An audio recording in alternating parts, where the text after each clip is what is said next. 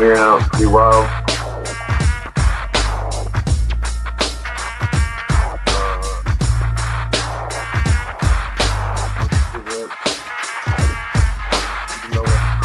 Because I think that I'm retarded. I'm coming back crying. But none.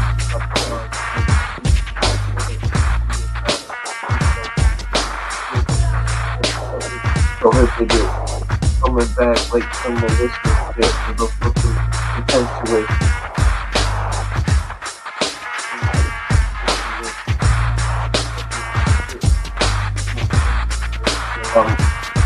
Renting this come back like I'm a princess and all the fuckers know that I'm a menace and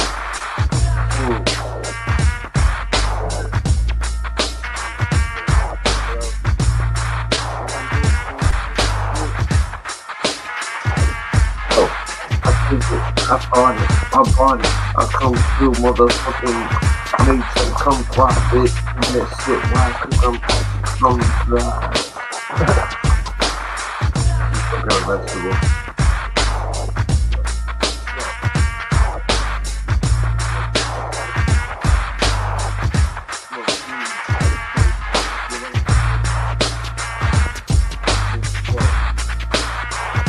Talking about redemption though, smoke weed, this motherfucking breathing clean air.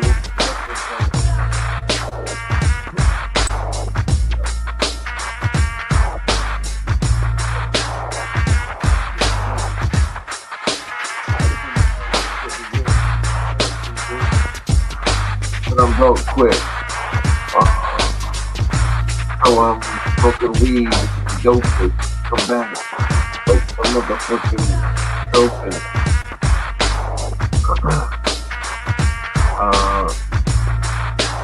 Yo, I give this a rate.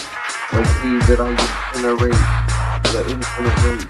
I'm back like a malignant state. Do that shit why I pick up tripping hate.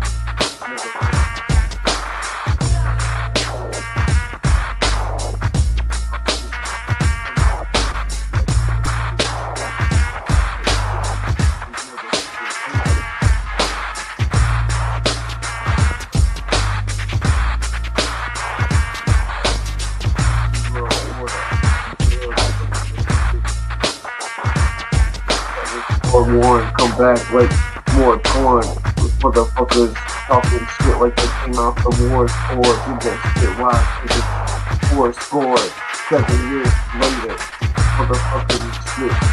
5 years. Do that shit why? Cause I'm higher than elevators. Motherfucking hella matrix. Come back as I'm yelling statements. Evaded. Come back like motherfuckers. Place with motherfuckers better.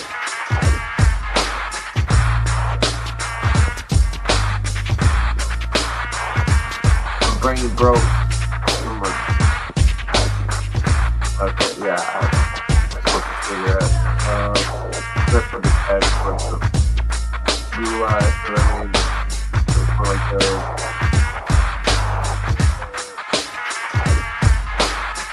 pasta salad.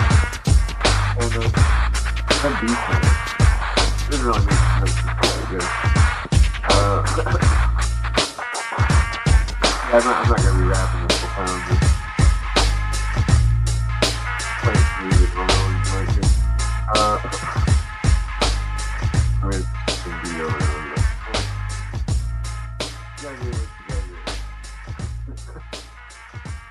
Okay. Well, I guess I better discuss something and not just babble on incoherently. Whoa. Yeah, there's a lot of thunder and stuff going on. Well, lightning at least. See lightning going through the thunder. I mean, just far away. So I do have some books we go through.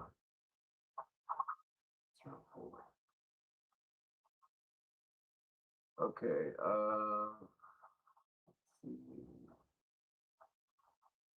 I got quite a few books, but I'm not gonna go through all of them. This one's interesting. Secret of the Rothschilds by Mary E. Hobart. So good.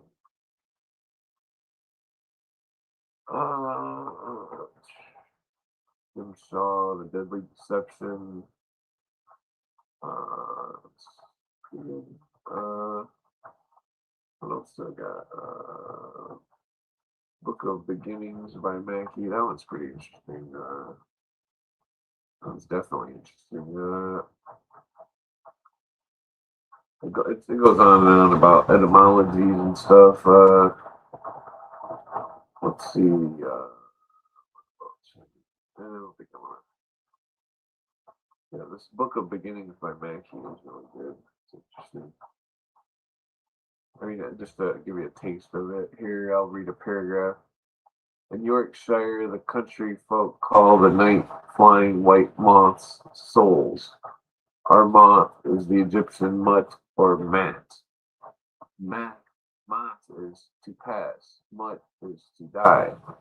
Mat, unfold, unwind, open as the chrysalis entered the winged state passed. The winged thing was a symbol of the soul. It appears in the hieroglyphics of the moth as butterfly. Butterfly has no direct relationship to butter. But in one case, butter is probably derived from put, which is Egyptian for food, and tur, which is Egyptian for made food, fabricated. Our pat is Egyptian for the shape. The butterfly may be the type put tur, complete and perfect. Two Egyptian words, put tur. Thus in death, mud, the soul passed, unfolded like the moth, whose chrysalis, like the beetle, showed, and was the type of the process whence the butterfly. Calling the moth the soul identifies the imagery of Egyptian. In Cornwall, departed souls, moths, and fairies were called piskies. Pisky is the same word as psyche, and both are derived from the Egyptian, which is ki, which is soul, and then which is Su, which is she, hence the feminine nature of the god Psyche, Suki.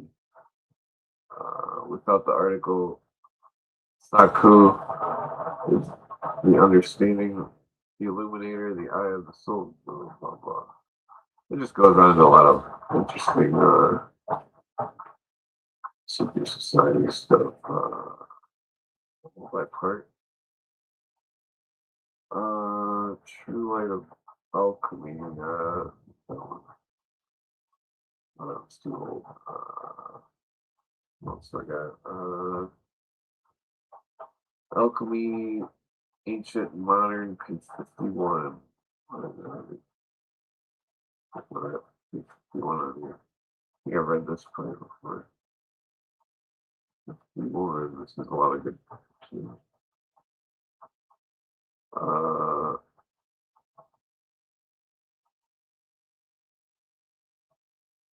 51.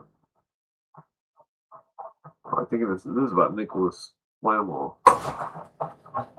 Born 1330 in Paris, parents were poor, blah blah. Flamel became a very wealthy man, blah blah. Told record book came from young scrivener's possession, which at first he was unable to understand until at last he had good fortune to meet an adept who translated its mysteries for him. The book revealed the occult secrets of alchemy, and by its means Nicholas was enabled to obtain immense quantities of gold. The story, however, appears to be a legendary nature and seems to be more likely that Flamel's riches resulted from his business as a scrivener and from money lending. At any rate, all of the alchemist's works attributed to Flamel are more or less of questionable origin. One of these, entitled A Short Tract or Philosophical Summary, will be found in the Hermetic Museum. So, the writer on that.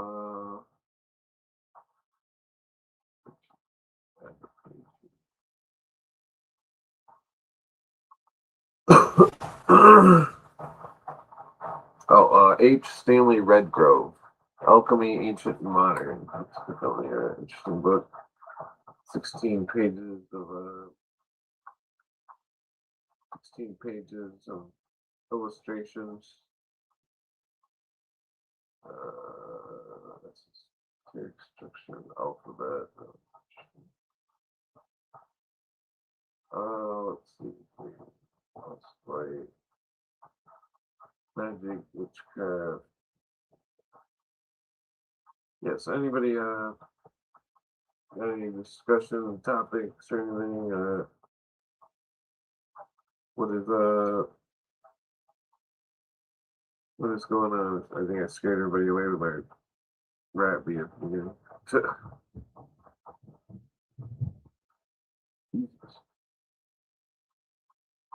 Yeah, and then just freaking I got a podcast somewhere. I was on Jay Days earlier. Pretty good episode. It's like fucking seems like tornado weather.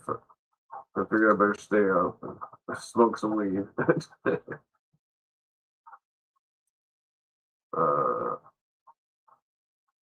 Yeah, there's a lot to discuss. I'm just not sure where to start. I'm not sure what people know and what people don't know.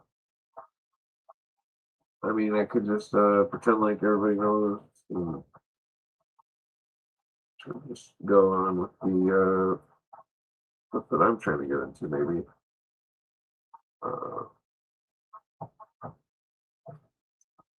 Let's see here. So, I mean, there's a lot of talk going on about aliens and all this stuff.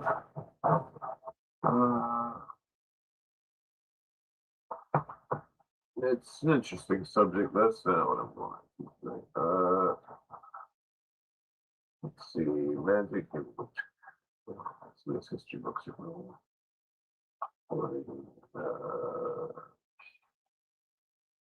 anybody got any ideas? What is lacking in the discussion of this show? What do we got here? CIA. Special limited distribution.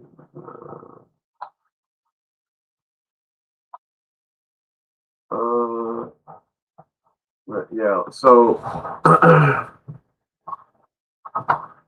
didn't really have a show plan. I just came on and was gonna discuss random shit.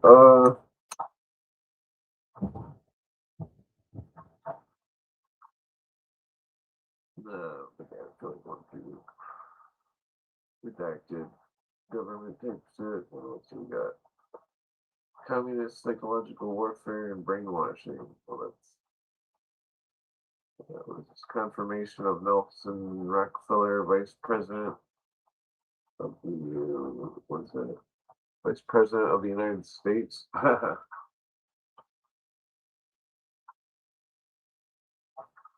That's old. No, you want to hear some raps again?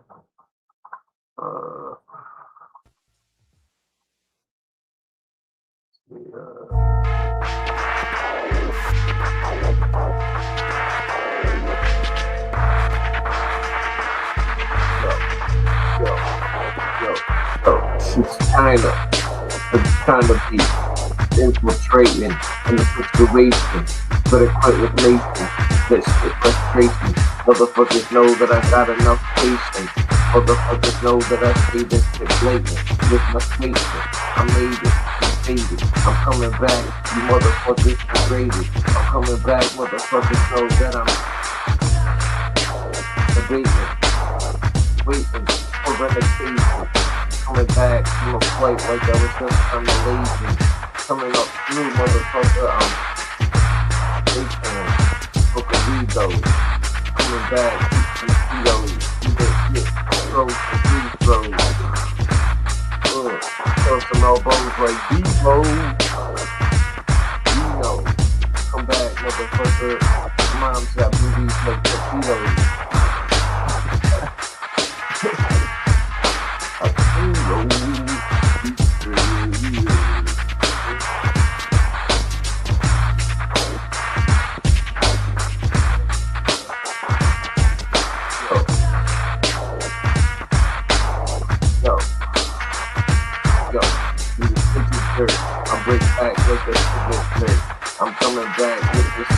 burnt. With that shit, cause you missed your turn. Motherfuckers know like you took a diss and learn. Motherfuckers quick to burn. If you,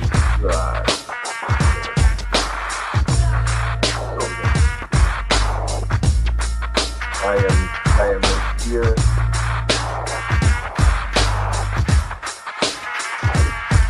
Yo, it's karma. Fuck that shit.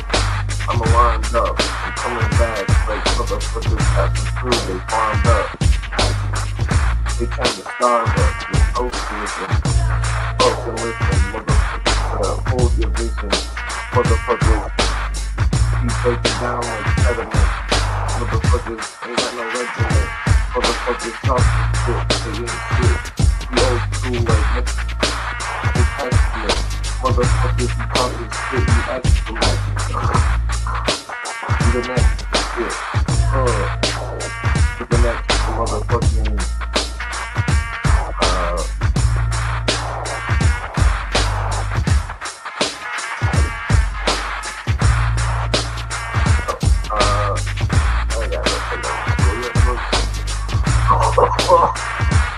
yo, I rip a rap like you motherfuckers give a crap.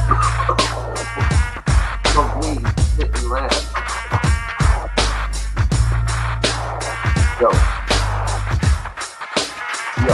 Yo, I never got one name that comes named.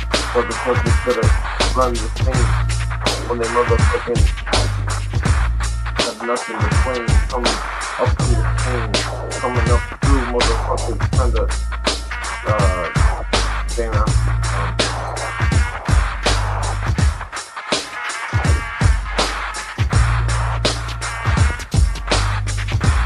Shit, fundamental. I seen your face, fundamental.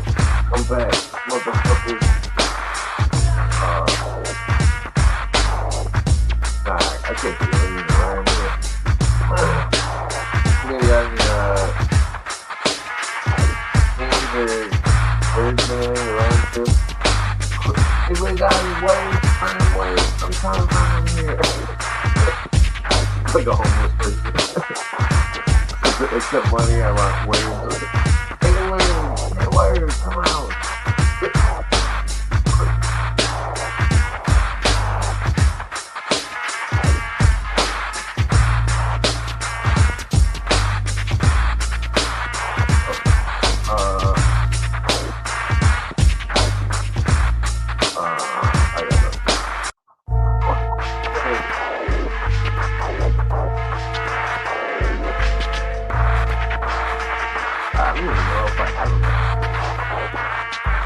Yo, a rap name, dangerous, tasteless, racist, back and forth with some faces. Motherfuckers playing poker, racing aces. Motherfuckers take the stage. Motherfuckers talk the shit. Trying to make some wages. Come back like I'm motherfucking in the craft with cages. Mages for ages. I'm doing shit like motherfucking,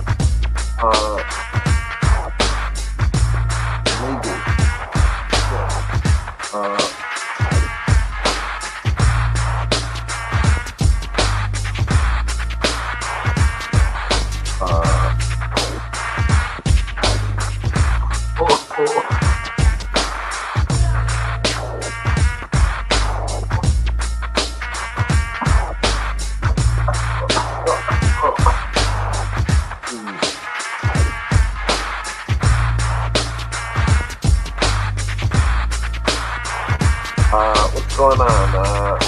Anybody even here? I can't see how many cars with these big.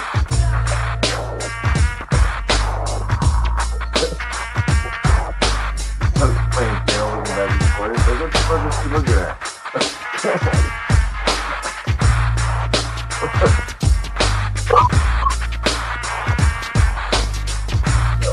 No. Yeah, nothing right. It's Ray Charles. He lost marbles. He's got a carload of motherfucking sunglasses. I watched him fantastic. He's just here. It's the braille so easy. I'm back with sequence. Motherfucking secret to this shit. Motherfuckers secret. A free nation. Motherfucker, you trying to learn, you need patience. We're in the cold Kobe's bed. Motherfuckers talking shit. A brain spent. Come back to the same thing that I used before. Motherfuckers talking shit. Cause I need the door. When I escape, come back like a pirate. Motherfuckers. That was a lot of lightning. I'm like a motherfucking. Yo, my brain is like an ashtray.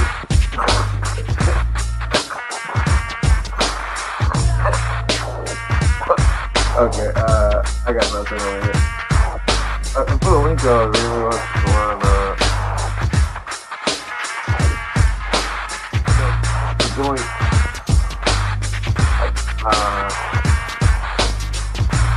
yo, I'm a paraplegic, reject, eject, from the motherfucking screen. Yo, I run for the motherfucking team. I got nothing. I got some conspiracy.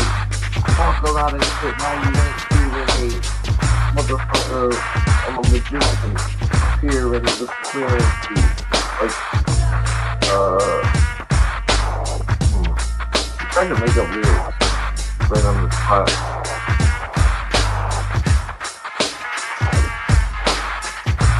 But everybody would just do. We'd all stay on the corner and please. Yeah, fucking weed. Make up stupid lyrics. Sorry, Skyrim Lions.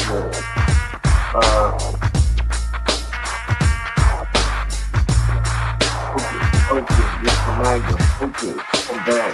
Motherfucking. Okay, the best shit. Why? Cause I'm, Europa. Smoke weed and call on the Motorola. Cell phone like I'm holding the controller. Playing Grand Theft Auto. Come back to my motherfucking Italian like Grotto. That shit. Follow with no tomorrow. Yeah, no, this is the best shit.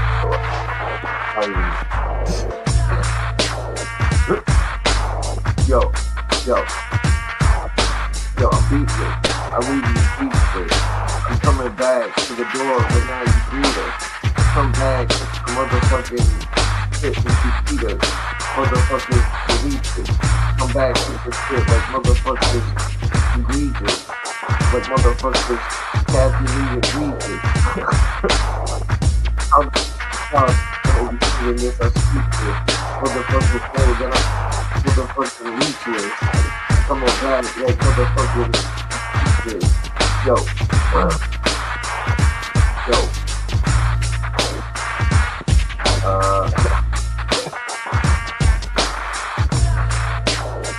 My rhymes will make you dumber.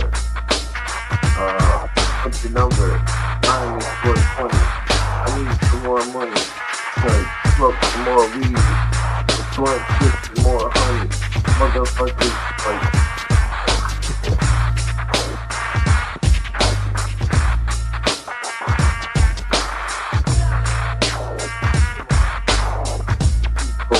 Come back like motherfucking people. Do that shit brutal.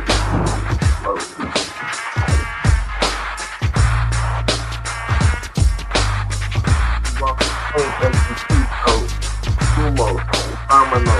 Come back motherfucker you. Domino. Fuck me and be a domino. Come back motherfucker like.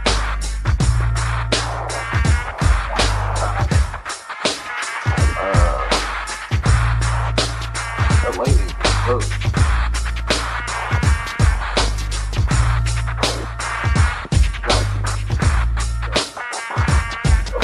I get a time to school and go back to China. Line up motherfucking Steve, motherfucking Ming Dynasty. And then I'm sitting here in my living room with close like me. I got nothing.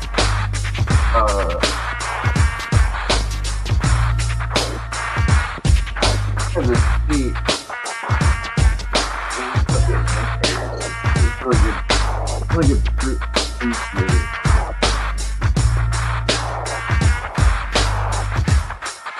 Stop those goddamn fucking stupid samples, bro. It's like good. Bottles for like too disgusting.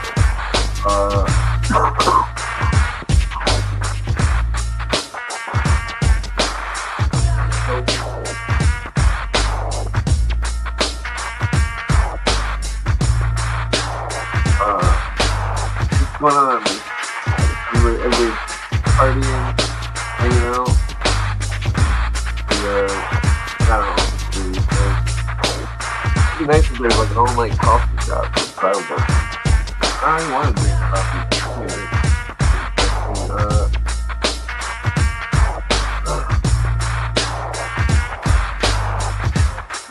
Coffee shop.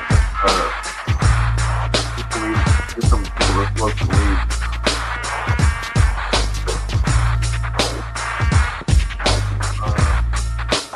Yeah, so there's not a lot of. Whoa. I don't know what's going on with the news. Everybody's seen all the news. I see so much shit. I need somebody to like ask me questions to react to. You know what I mean? Like,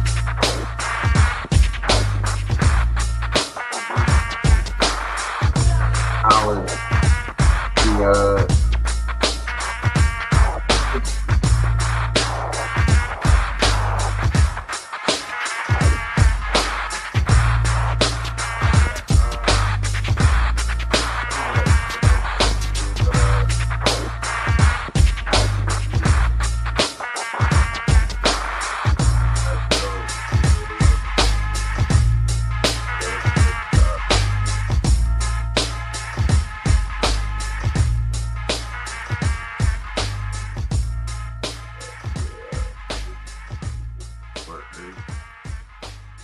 Realism,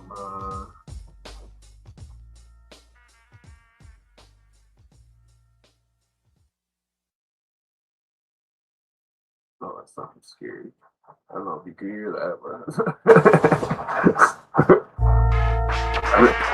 there's a tornado out in probably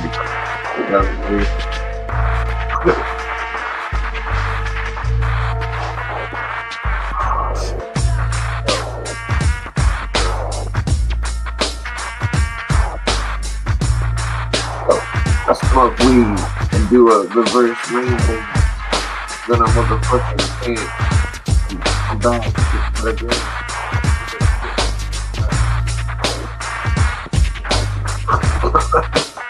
For that, motherfuckers getting flat.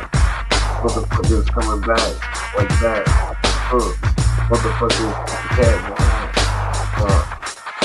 Yo, it's magic with that. Cause I'm gonna come back, calibrated. Motherfuckers know that I'm emancipated. Do that shit why I think I'm motherfucking living like the wax. Motherfucking fucking shit like this shit on this dating while I'm waiting for the motherfucking shit while I'm waiting. Motherfucking those are bad. Yeah, well, I got some more, but I'm not doing it. It's coincidental. I need some more instrumental. So I can stop the potential. Motherfuckers better let go. Motherfuckers, eat petrol for $1 a gallon.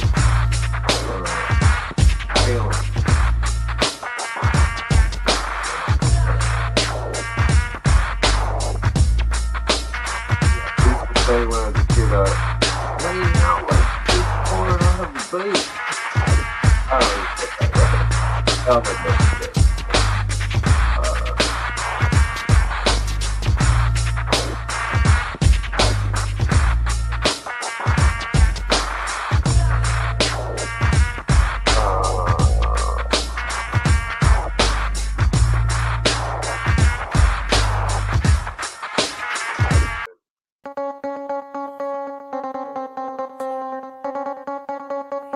Actually, this one, yeah, Goody Mob.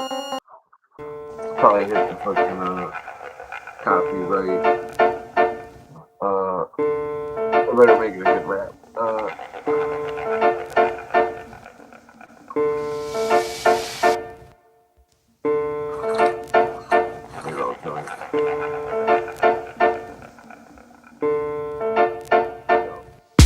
A rap's copywritten, forbidden, coming back from a dog bite, like these motherfucking kittens. Sharp tooth with the sharp tooth, bring the motherfucking spit.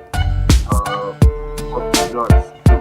Did that shit, why? Cause I'm a dog and I bark too.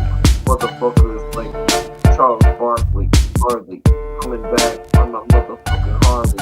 Did this shit, why? Cause I'm playing on a Harley. Motherfuckers don't let me say you let me doggy. Did this shit, why? Cause you know that you heard me. Motherfucking shit, it's better for me. Motherfuckers talking shit like they heard me. Word G, that perpetuates like the motherfucker that just investigates. Coming back, motherfucking fuck you, Bill Gates. I'm still waiting for Satan. Reach out the ground quick. Motherfucker, talk shit. The ground quick. Yo, slow down. I smoked some weed and I ate the whole cow. Oh now, motherfucker, the whole house. Open up the whole house. Motherfuckers be like, who the fuck do this? Motherfuckers do the shit. Keep confused like you bitch. I got a new stick, a lighter. And a food quick when I light joints. To the point when I motherfuckers stay anointed. Motherfuckers be appointed. Yo. As I reciprocate, smoke so much weed at a different rate, in a different state, and back, talking shit, bitch, you manipulate, with different feet, as I sit and beat, talking shit, motherfucker, in a rate, motherfuckers don't, this is the beginner rate, as I'm rapping, coming back, if you getting slapped up, this shit, why, motherfuckers ransom. Motherfuckers like Mel Gibson and Ransom. Talking shit. I'm walking quick. You the opposite. I'm trying to be having some weed with some chocolate. West stopping shit. Motherfuckers know that I got to quit. Motherfucker, I'll leave you with 2 toes. Motherfuckers know top rhymes like deep road. Motherfuckers talking shit like these flows. I need some Doritos, motherfuckers, please go. I need a candy bar quick. Starving. I'm getting off the motherfucking. I'm not really starving that. I made a bunch of food, right? But a bunch of cats. The fucking wild cats be better than anything.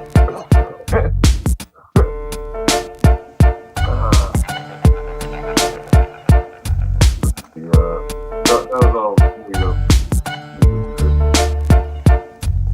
Yo, not remember weed, motherfuckers, remember me, I'm back, I let you leave. Okay, I let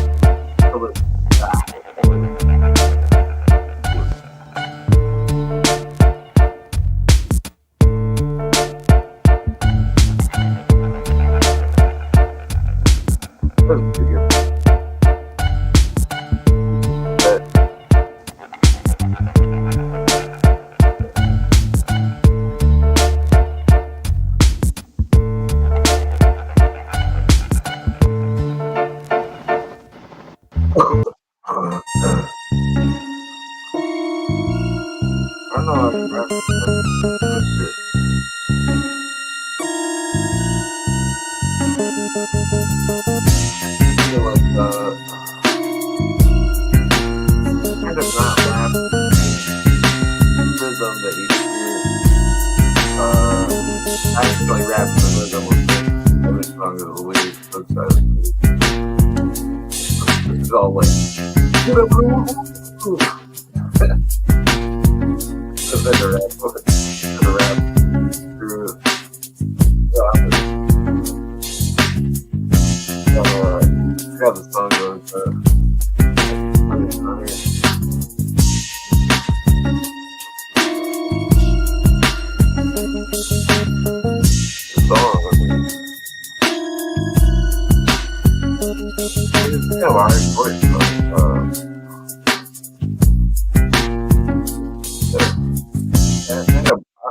that I wrote for this song. Yeah, I'll go.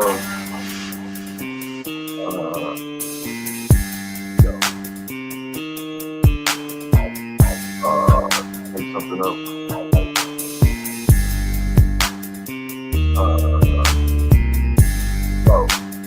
Yo, this is Jerry. He in a hurry. In my face, swervy. These motherfuckers swervy. Fucking shit, motherfuckers keep on fucking working. Keep that shit fine, cause I'm fucking just pushing. I'm coming back, motherfucker, learn the fucking lesson. Motherfuckers fucking shit, grab the yeah, motherfucker, I just spit up in this motherfucking microphone like I own it, bitch. I'm this motherfucker, I'll play with I can't even talk like I rap. I used to grab my I used to be like it's pretty cool. Yeah. The beat is not they were somebody made that beat and stuff. It doesn't sound the same as the song, so just like shit on me. Oh yeah, what else I got?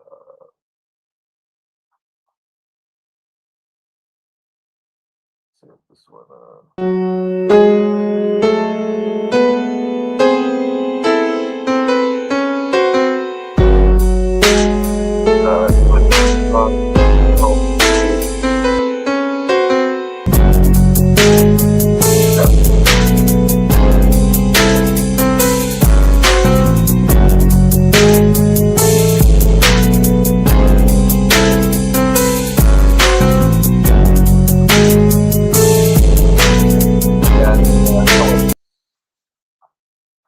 Seems like a bad copy or something. I don't know what's like that.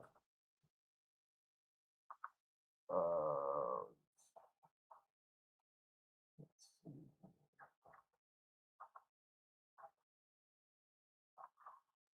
I think I deleted a bunch of them, so audio.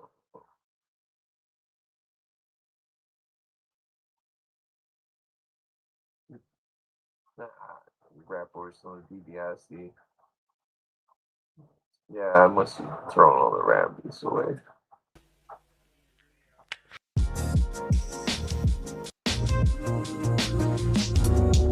Their beats are low, just 3 minutes or something.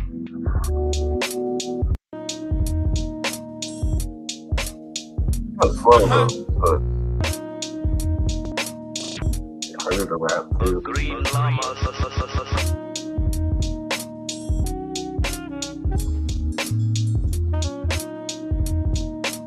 Download it. If you want to hear a beat, I can just download it and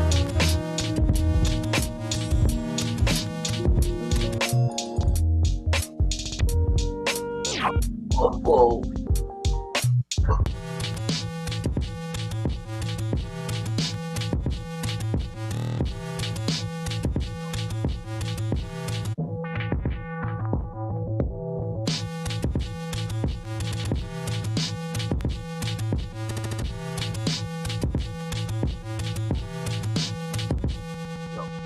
Oh shit, but you live and you sit and slop. Your mom's a fat bitch and she calls him.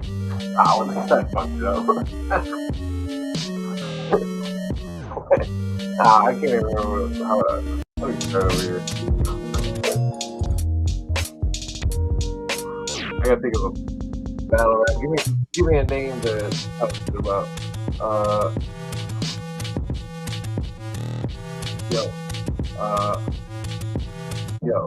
Yo. Talk shit about yo. I rap irrefutable. Wait, yo.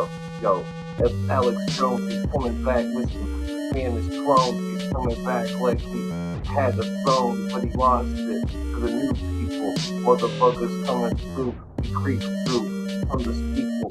Did that shit live, cause motherfuckers evil. Motherfuckers know that we motherfuckers speak slow. Motherfuckers talking shit. We know Oh, yo, as I stipulate at a different rate, come back like motherfucking precipitation. Uh, while my dissipation. So I explain it out. Okay.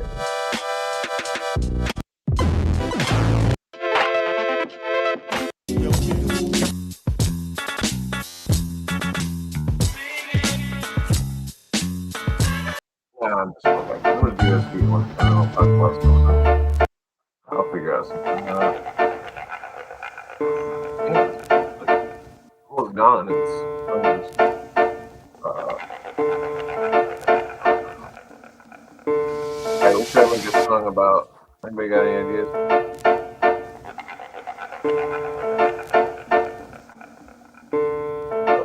Yo, Illuminati, New World Order. Oh, yeah. Yo, yo.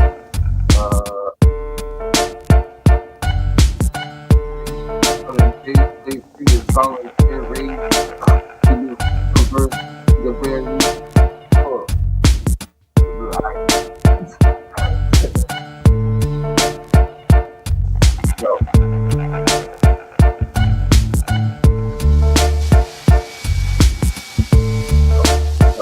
yo, sitting here chilling. I'm a starving arm.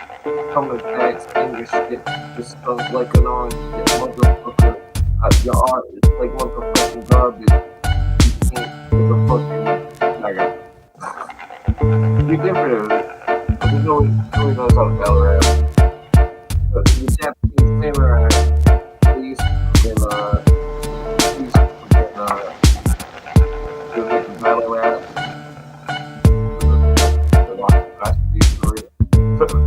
They'll make a battle rap for yeah.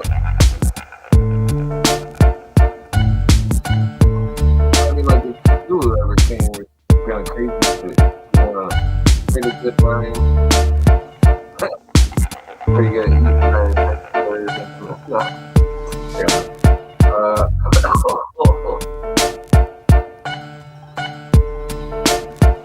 I wonder what that. He's playing the I don't know if he's ever. I don't know. We have a joke.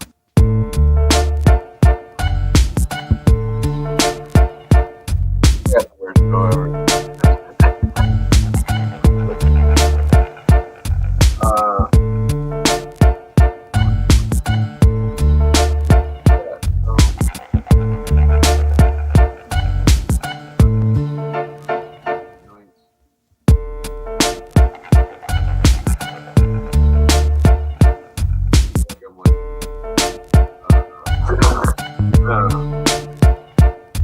Get carved with jewels and stuff.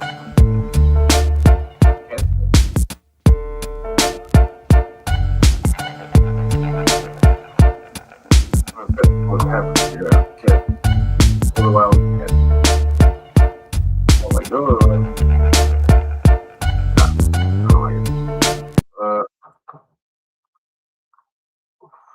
let's see here. I thought somebody was coming on, but let me just check my messages here. Unless I'm like missing. I don't see anybody.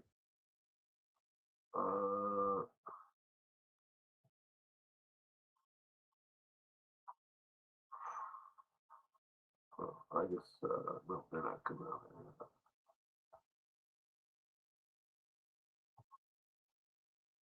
Well, let's see.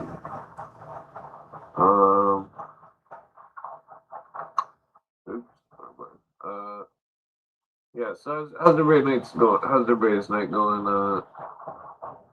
Technically, according to Bullinger's appendix and many Bible scholars, that Easter is right now. Happy Easter. Well, actually, it would be like 3 hours ago, or something like that. Yeah. So, and then Wednesday would be it'd be Good Wednesday, which makes sense because Wednesday, I mean, that's what it has to do with the Nissan 14 or some shit. Some kind of man, it just keeps fucking raining out. Crazy. I'm sure roll my joint here. I don't like the rain. I can't stand the rain. No food. Well, I mean, I don't know. I used to like run outside in the rain and shit when I was younger, but when I went with my friend that fucking got struck by lightning, I was like, man, I ain't running in the rain no more. Fuck that. Everything makes you scared of life. It's like,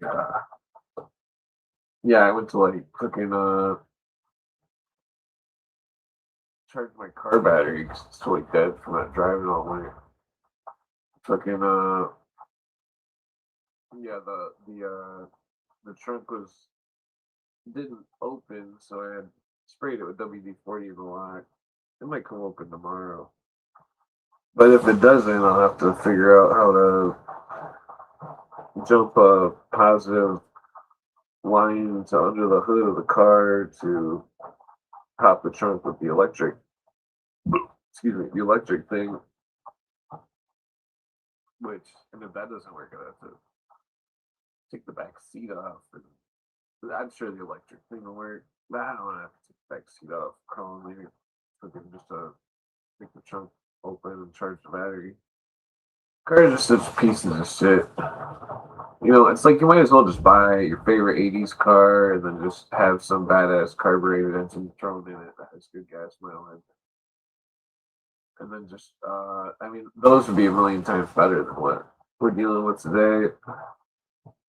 You know, one time I had these chicks over back like a long time ago, before I had a girlfriend, but we were hanging out smoking weed or whatever. Or wait, well, one of them did smoke. The chick that was driving didn't smoke. But the chick that was driving, she was driving a truck that was just like my dad's truck. It was a 460 V8. Or, so, 460 V8. The yeah, they were like fucking in my driveway, like trying to start it. This was like 15 years ago or something. Trying to start this truck and fucking they're just sitting there fucking I don't know what the fuck they were doing. But I was like look out the window, like they didn't have the truck started yet to leave. Then like fucking an hour later I go out there and they're still out there and I'm like, get out of the way, you know, I'm fucking well I said it politely. I said, you know, let me try to start the truck. And then literally I just went in and I didn't do anything. I just put my hand on the key, put the brake down, the clutch down, and it was a 464 with a stick shift. The chick was driving a badass truck, but like, I'm not even a fan of the truck. It's a good truck, but like, it was I turned the key, fucking. Well, I turn it partially, let it sit for a second, and then I just. It was funny because the chick was so pissed at me, like, "Oh, what'd you start? What start?" I didn't even turn the choke on. It was like I think it was like a 75 Ford or something. I'm pretty sure it was like a 75. It was a nice truck. I mean, probably horrible on gas mileage, but if somebody was like towing like a bulldozer or something and fucking get better gas mileage than anything else, or like if you were towing a big thing of shingles or something, you know, like fucking some of the shingles get heavy. Fucking towing shingles to the dump. I've done that like 9 times. That sucks. Well, I mean, it doesn't really suck, but the what's it giving it? I mean, it sucks on hauling them. You see the people with trailers that are like, and then it just dumps it all, and you're like, ah. I wish I had a trailer like that. I don't even have a trailer, but yeah, I could have like perpetuated. I could have made my dad's businesses, his business better. His construction company, all sorts of shit. I could have made his business go through the roof, and like fucking, if he would have trusted me and trusted my friends, and but he didn't trust me. He was always treating me like shit, even though like fucking, he'd always be like, "Oh, we gotta do this. Looks like this, blah blah. We gotta." And then like it's like I just said that 10 minutes ago. Like I literally just said that. Fucking, and I know he was trying to like, I don't know. There's very well, see when you're doing construction, it's not about. Uh, well, I mean, the most reliability is simply a person that doesn't fuck up. And I only I can't think of one time. Oh, I might have fucked up. Let me try to think about that. I can't think of I can't think of any times where I fucked up doing construction. Like, you know, I'm trying to think. I've seen other people fuck up. I mean, like, well, I mean, I have fucked up with other people that when I was on this roof, it's like literally like the hottest day of summer, and fucking this roof is like steep as shit, and fucking and the fucking and the fucking the shingles were like fucking cheap as shit shingles, and fucking they're just like fucking melted. Every fucking footprint was like stuck in the shingles. It was like why. You can just tell they're cheap shingles. Uh, it's like you get what you pay for. Fucking, I mean, usually that's the rule. You don't want to go cheap on something like shingles. I mean, these days everybody's got dimensional shingles and metal shingles. Those are weird shit. Uh, I mean, dimensionals aren't weird, but metal ones aren't weird. But I've just never installed them before, so it just seems like they would rust. I've got uh, see,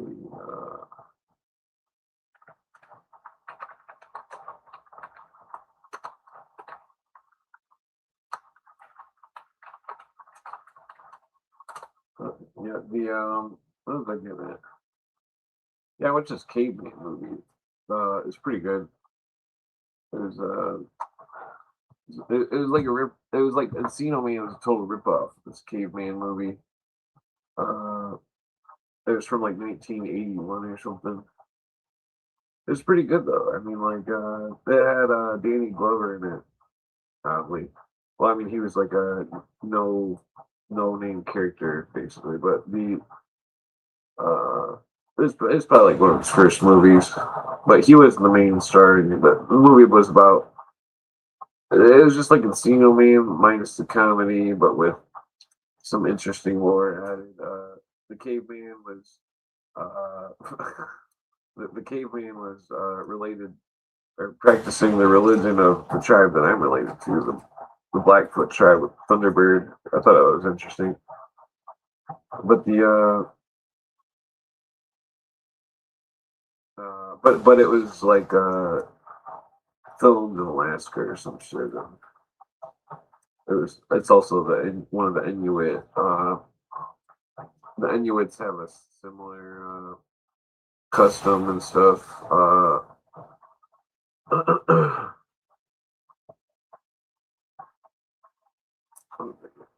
Yeah, yeah.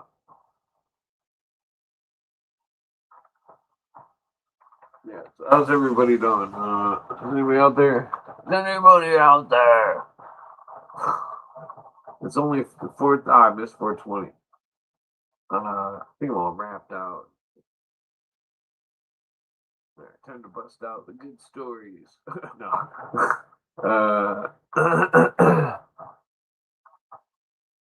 Yeah. So I mean, there's a lot to discuss, but I'm not sure what I should discuss. Mason, this, that, the other, blah blah blah. Does anybody got any questions about the Masons, the Scottish Rite? Anybody got any questions about Illuminati, Rosicrucian questions, Templar questions, questions about constitutional stuff, questions about uh, weed, which flavor's the best? No, I don't know. I'm not really a connoisseur. I just like weed. It's dry and tastes good. That's the only.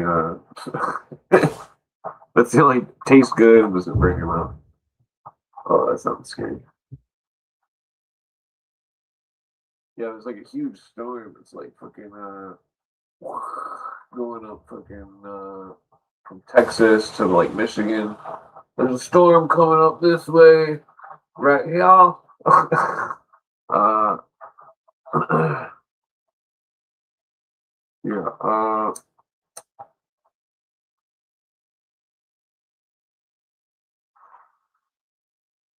Let's see here.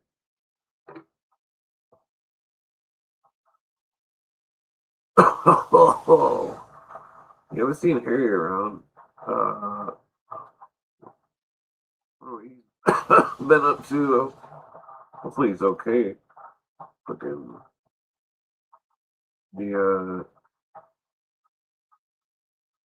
I'm always worried about older people, you know.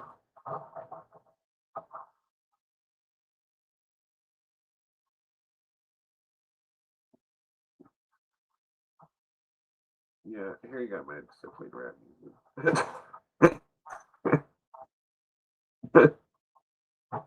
That's yeah. So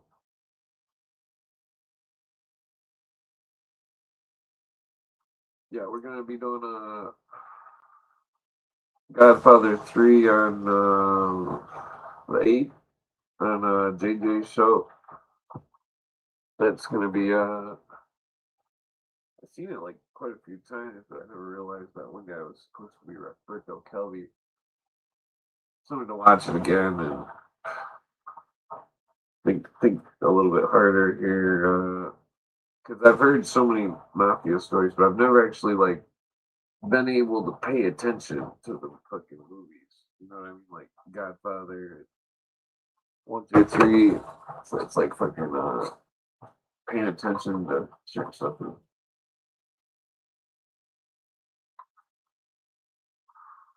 Like for some reason, it's usually boring shit I can really pay attention to, but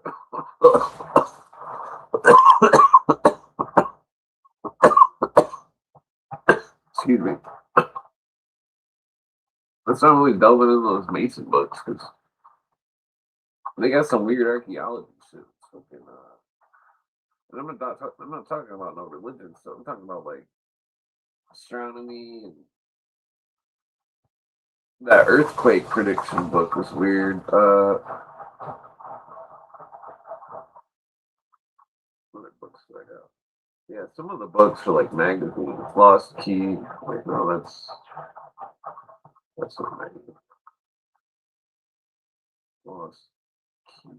It's Alvin Boy Kuhn. Okay. Marx and Satan by Wormbrand, 1976. Memoirs, The Anti-Social Conspiracy.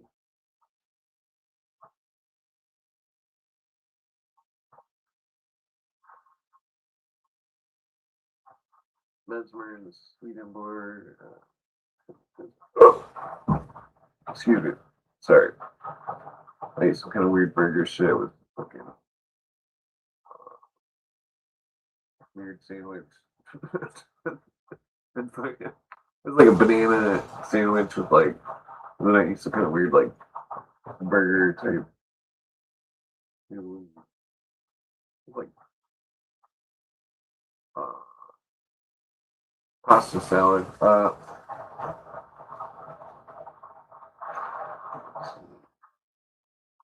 Mystic Masonry. What is that? Wait, Leadbeater.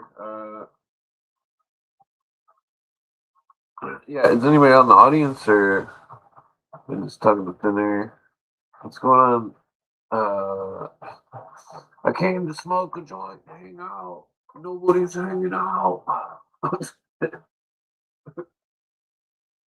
Oh, JD Buck. That's what this makes me. Let's see here.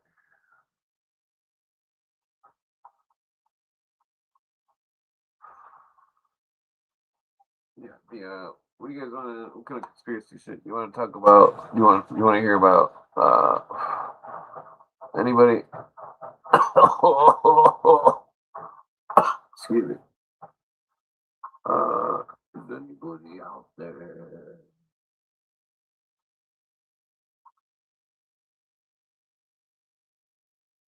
Oh, I got a PDF of the Dennis Cuddy article. It's pretty cool. Hmm. Yeah, I can bust out this quote from this New England and the Bavarian Illuminati. Find it.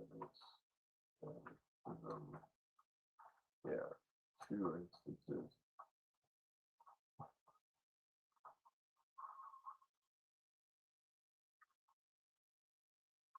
Page 159.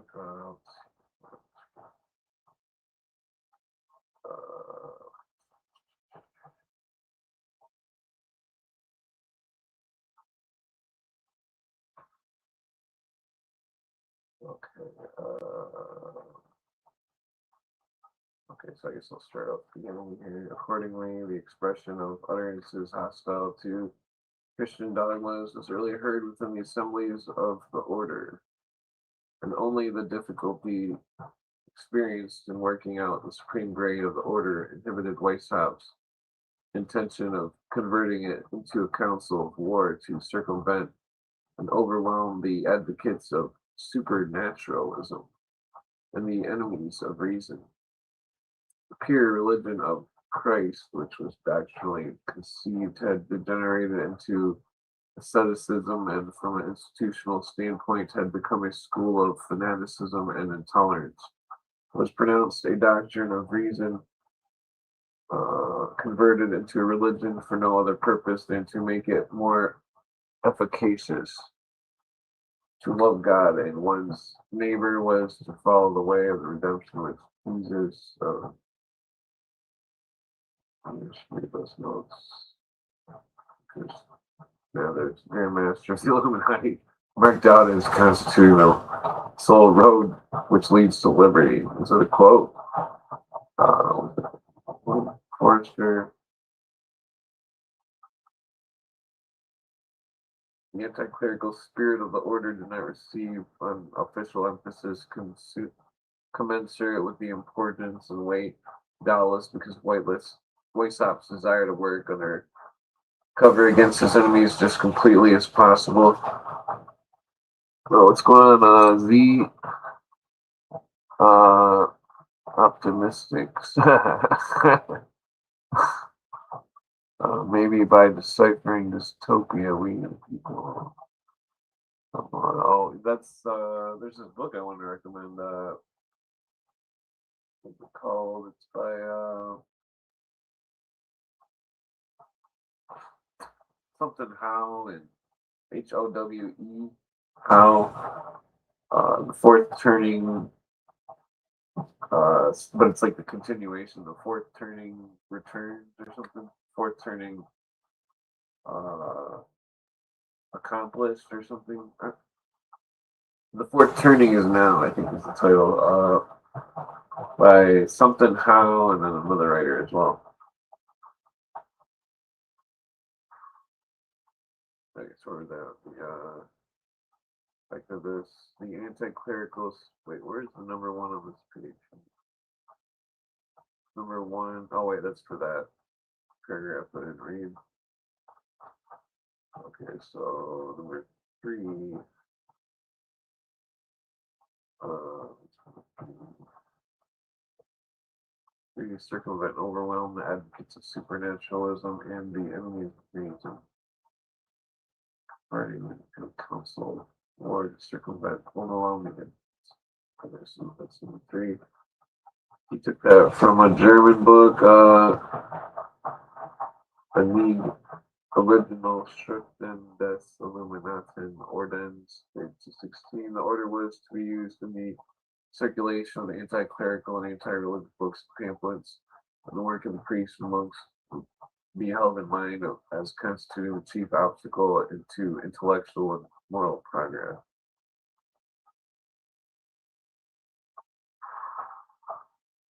But remember, it's not real morals, it's situational ethics.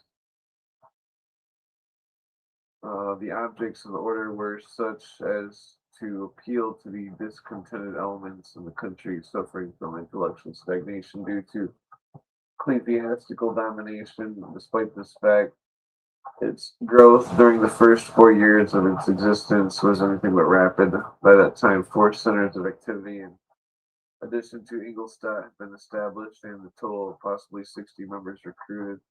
While its visionary founder considered that a solid basis for encouragement had been laid, as a matter of fact, the termination of the period just indicated the organization was seriously threatened with failure.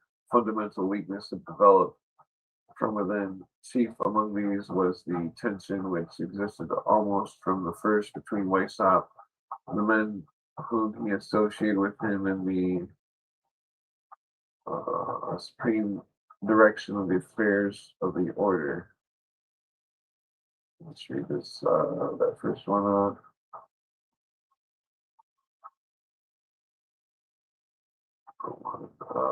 This is treated the esoteric doctrine of Christ coming to the surface here and there. His teachings and acts reveal the disciplinal arcana of the early church. It is only when the secret teaching is grasped, but coherence of the utterances with the true doctrines and may fall in his resurrection. It's, yeah, see, they're talking about esoteric language. The true doctrine of man's fall. Because it sounds like Bible talk, so Bible thumpers, but the occultists talk and use the similar words, but don't have the same meaning,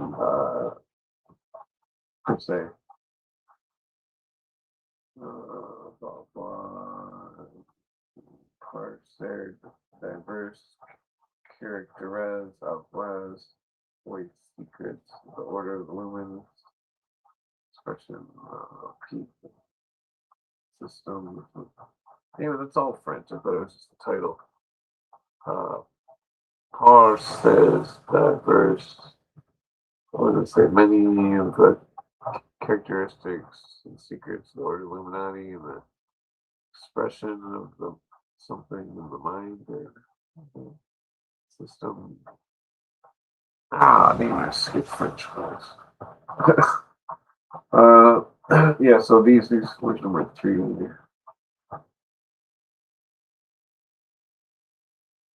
Number three recruited in Ingolstadt, Munich. Wait, no, not Ingolstadt. Munich, Regensburg, Freezing, Eichstadt.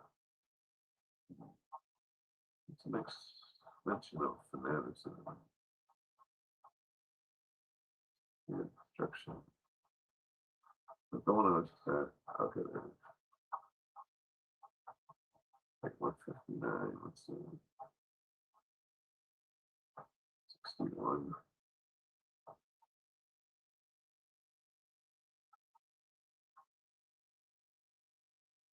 Where is the word used twice? I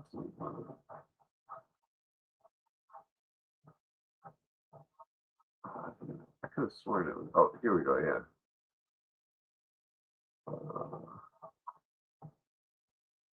Wait, is this? I don't know if this is the right part of the board here. Let me look. Securing drama. No, I think it was a different word. It was illuminism. I think was the word. Oh, god damn it. 52 times. It was, I think I had the word constitutes before it.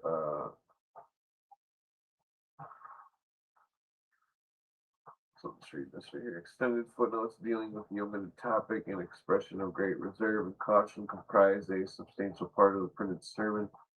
In these Morris repeated the charge which Robeson had made before him in the order of the Illuminati had its origin amongst Freemasons, and had hastened to add that this was because of corruptions which had crept into Freemasonry, so that Illuminism must be viewed as, quote, a vile and pestiferious scion grafted on the stock of simple masonry, quote, as a further to ward off the blows of incensed and resentful members of the craft. Morris pursued the valley of summer 3.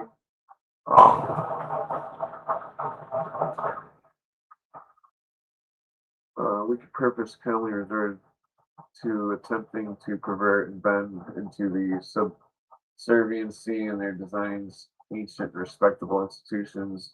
The Illuminati it is suggested, may thus have taken advantage of the schisms and corruptions with which European masonry had been cursed, and have employed many members of lodges to serve as secret conductors of their poisonous principles. The high estimation in which the order of masonry is generally held may be construed as making such presumption probable. And is this country, if one may base his judgment upon the considerations that the immortal Washington stands at the head of the Masonic fraternity in America, and that Masons of New England have ever shown themselves firm and decided supporters of civil and religious order, then it may safely be assumed that the leaven of Illuminism has not yet its way into the American lodges, at least not to the lodges of the Eastern states. If it should be found true that some of the branches of Masonry have been corrupted and perverted from their original design, need that circumstance occasion more serious humiliation and embarrassment than the Christians face as they contemplate the apostasies of which certain churches and Christendom have been guilty. Finally, the readers are urged to keep in mind that Robeson's book has been commended not because of the animadversions upon Freemasonry, but for the reason that it unveils the dark conspiracies of the Illuminati against civil government and Christianity, because it is well calculated to excite in this country just alarm for the safety and welfare of civil and religious people. Okay, so I'm pretty sure the word constitute was right before it. Constitute. Oh, what the fuck? Okay, 4 times. What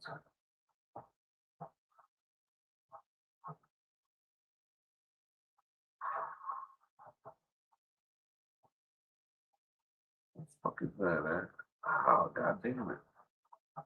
It was some kind of like word that was like it was talking about the quote was like blah blah blah, that some kind of like fanaticism and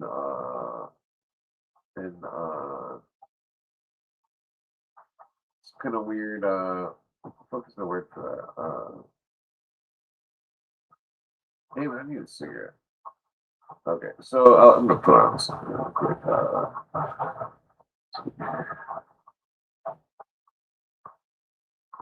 Something constitutes Illuminism, and I was discussing some kind of. I was talking about the other night, the fanatics and their some kind of visions that they have without psychedelics. Let's see. Okay, well, I guess I don't really have anything else. I'm just gonna go turn the fan on real quick and just play this beat for like 2 seconds. No.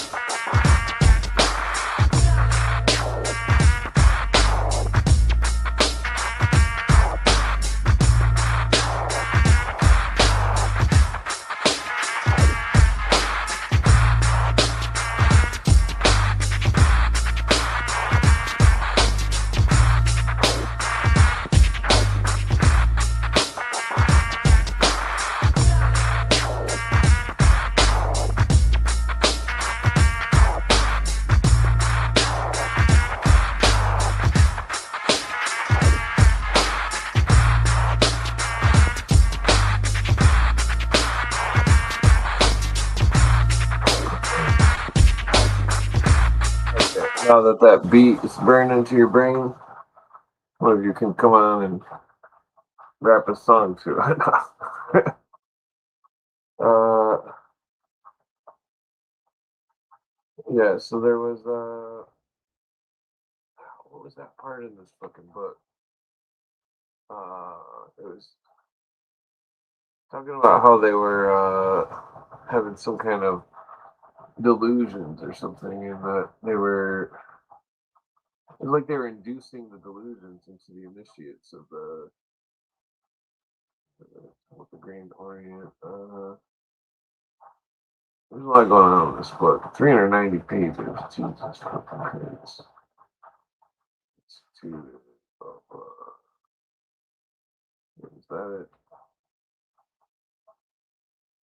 Principles of Luminism. He's talking about some kind of weird shit. Pretty sure it said constituted. Like, the blah blah blah constituted Luminism. So it should be around here somewhere.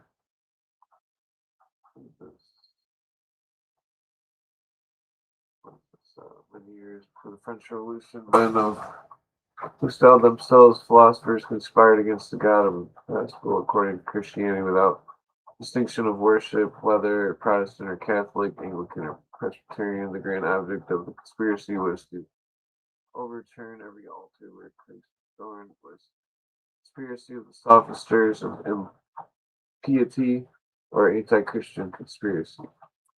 See, you guys got to remember that this is written in like fucking well, I'm pretty sure this one's 1800s, but the Robeson's book's written in 1798.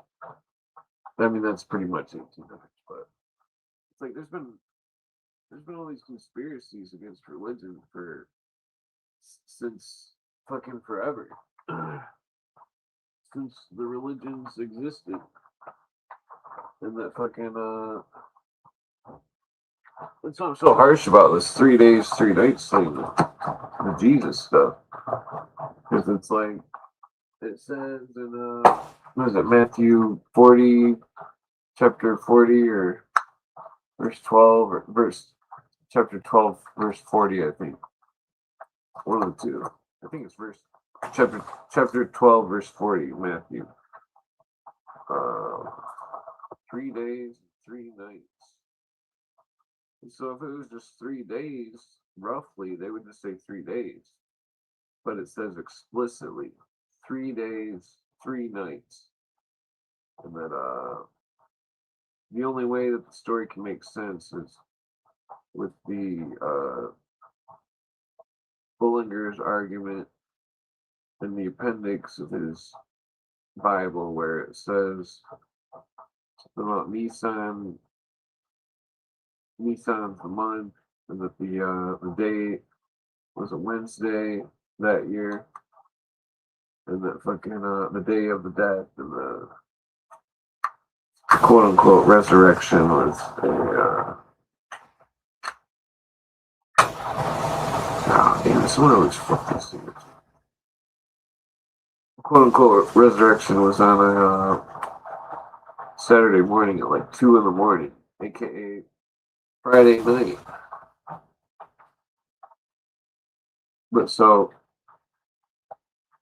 Wednesday in the afternoon, Thursday in the afternoon, Friday in the afternoon,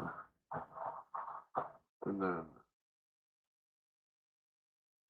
Wednesday night, Thursday night, Friday night, because it starts at sundown, and then at like 1, 2 in the morning, that's when the Jesus thing is supposed to really happen, not fucking Sunday. You know, Jesus was Jewish. He's not gonna practice their religious day on Sunday. I mean, there's a lot more to them. There's quotes that say specifically Saturday.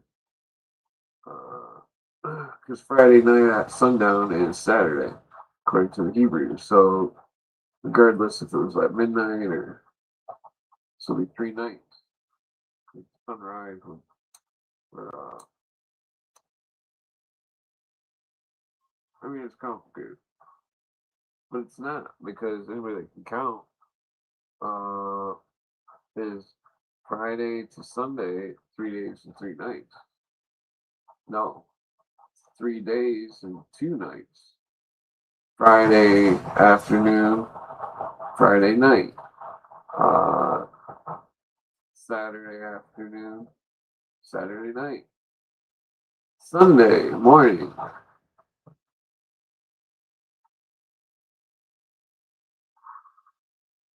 Three days, 2 nights. And in accordance with Matthew chapter 12, verse 40. I'm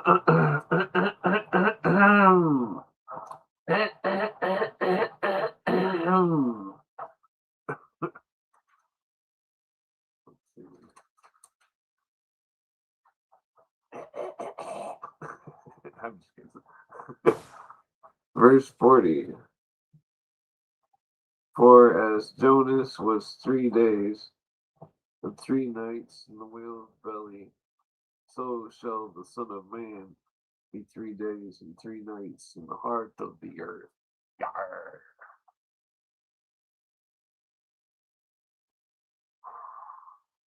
So you see, 3 days and 3 nights. 3 nights specifically. God damn it, get off my cord. Cord.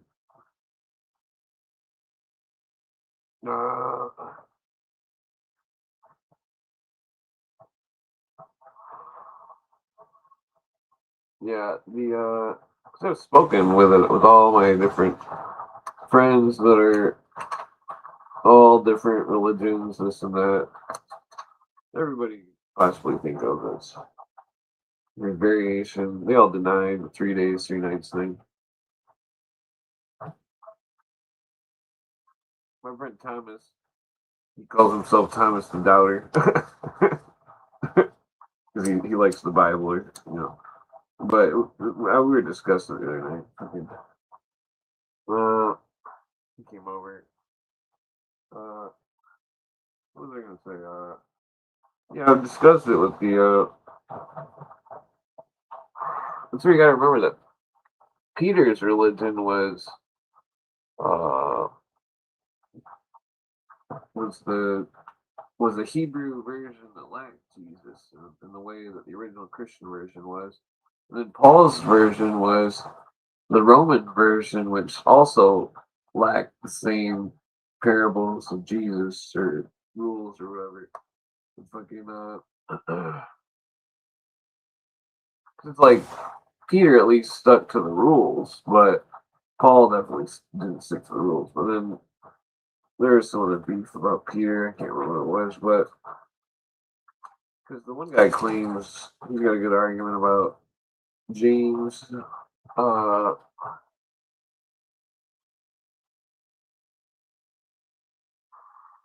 which is Jesus' half brother, according to the story. But there's so many. I mean, if I was to go through every flaw with the New Testament, it'd probably take like. I mean, it wouldn't take long to list off everything, but to go through it, the complexity of why the modern dogmas are wrong. That's just my dog cracking when I'm talking. uh,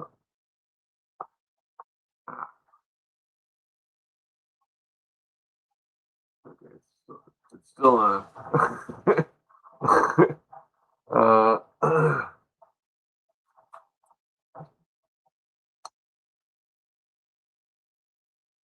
Yeah, so 3 days, 3 nights is not 2 days. Or 3 days, 2 nights. There's another verse. What was it? Mark, I think. I forget what verse, chapter. Because there's all this complex stuff pertaining to Bullinger's argument is about Oh my god, it's a motorcycle. I thought it was a fucking tornado or something. This might have been like a truck with bad exhaust. What was that? We drove by. What was I gonna?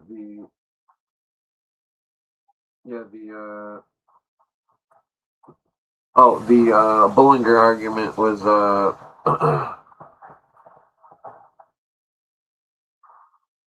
pertained to the Last Supper, the date of the Last Supper, and then because there was a verse that was like blah blah blah, so many days or weeks or some shit that. I mean, I've brought the fucking argument up a million times. Read it. I'm not gonna read it. You definitely need to get the book and read it because I mean, there's more than just that dude that makes the argument, but that's the quickest go to for off the memory. Because I've spelled the whole argument out for Bible people before, and I've done it a million times, wasting so much time.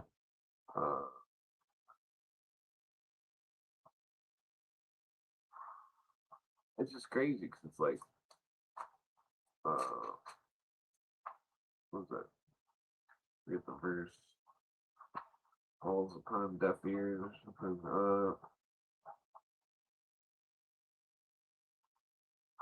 I've been reading this shit for a long time. I mean, not the best memory and stuff, but I mean, the simple hard facts are irrefutable. No 3 days, no 3 nights, no Jesus. I mean, that's hilarious to it.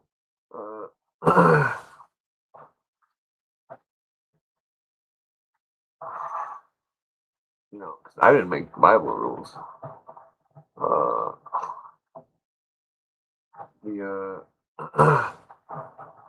I mean, according to the book, you know, to go by the book, and then it all kind of rests on revelation in a way. Is it talking about a church of the mind, a literal place? I would assume a church of the mind. It's talking about the end of the universe and the bringing of another universe. You know, the part about Revelations is not really in any other book. It's not something that's plagiarized. It's not a myth that's repeatable. It's that's what's unique about it, and that because it's like when you break down the Jesus story, it's different than what. Well, I mean, it's different, but it's tough to say what exactly happened. It doesn't matter though. The end, I would say the stories seem to be all they're so it's hard to explain. They're worded a certain way, and when you go to the Greek and you read the whole story, it's like it becomes different in a way. It's like there's certain words and phrases. Not to mention books that were added to. I think it was the end of Matthew that was added to. And then everybody's going around thinking everything's the Antichrist or something, but Cooper goes into the definition of that, the Bible dictionaries, all this shit. He fucking just meant someone who was trying to be like Jesus but wasn't. And that spewing a perverted doctrine, which that's what Paul was good at. I think it was Lord Julie. I'm going to sleep.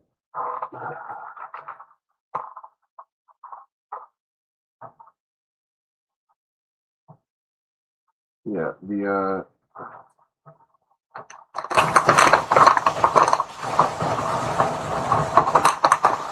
situation is definitely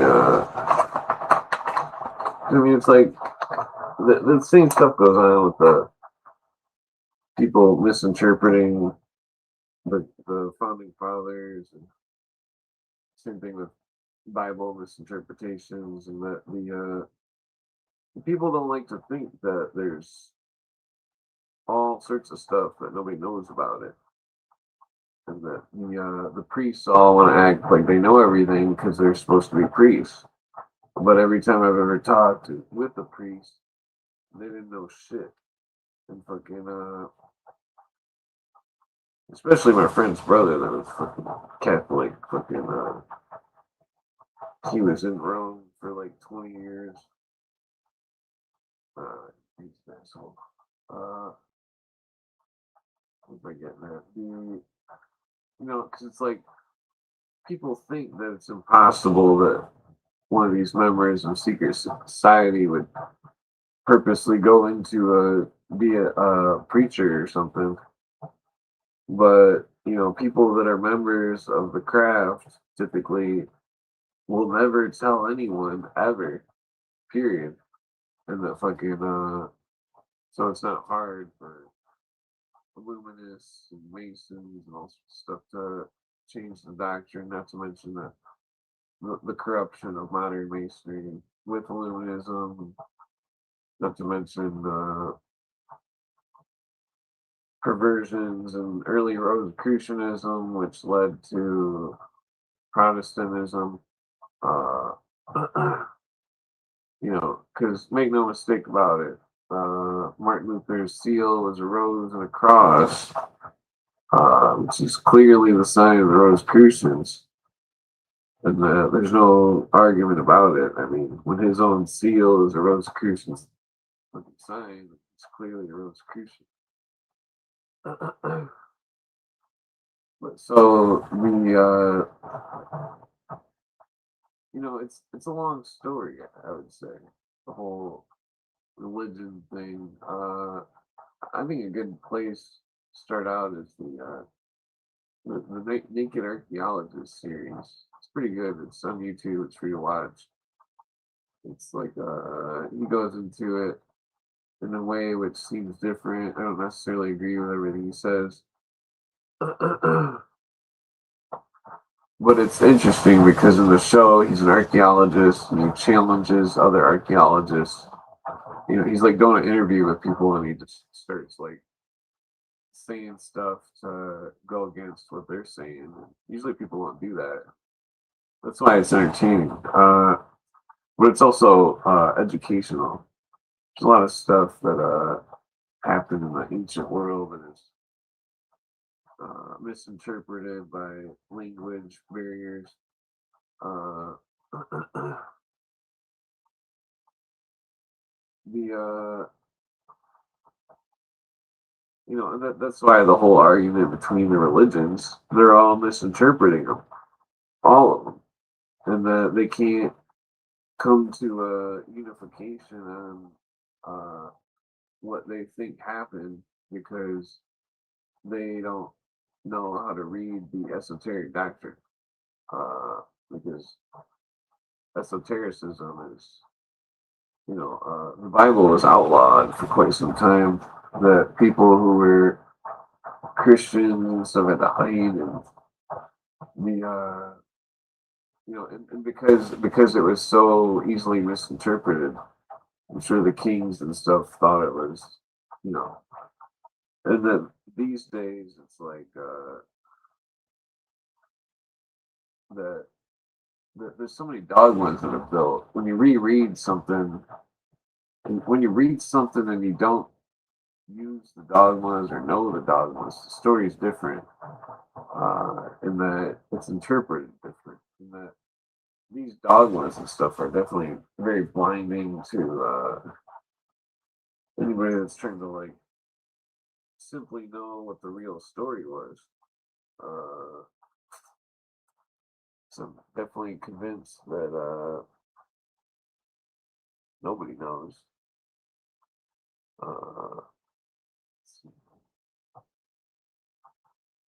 Yeah,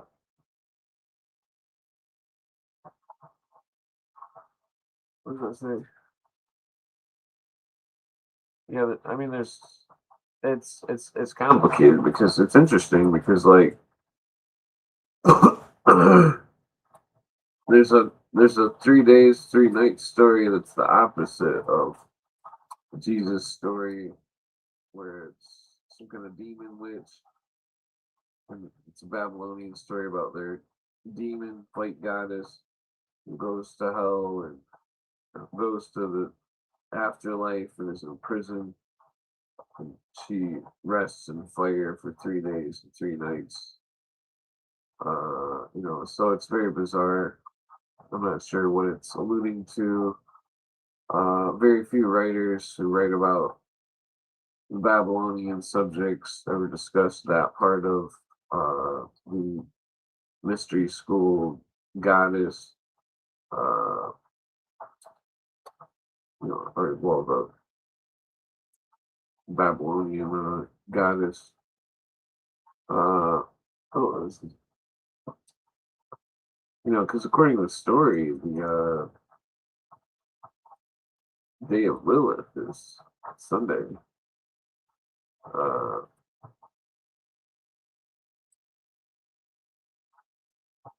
let's see, because they were worshiping, they were warning against the worship of the sun. We keep going on this story. They said, "Thou shalt not bow to the east towards the sun and turn your back on the temple of the Lord." I should have said it all like a TV priest or something. But it says straight up, don't worship the sun. But these people are all going to their Sunday service. Most of the churches have a sun on the sign. You can tell me it's not concealed sun worship. I've definitely studied the books. Uh, and that regardless of Jesus' story being real or not, it's there's still arguments about the dogma of the story. You know, I mean, why would they warn against so many false prophets and leaders and shit if nobody ever pointed a finger and been able to figure out who was a false leader, false prophet? Which Jesus is the fake Jesus to all the religious people? Because I don't hear them, you know, pointing any fingers, and you know, they think the root of stuff is Satanism, but the that's complicated. I mean, because there's many uh, etymologies and opinions about what Satanism is. So some of the old Masons, it wasn't the worship of the devil, but the worship of a misunderstanding.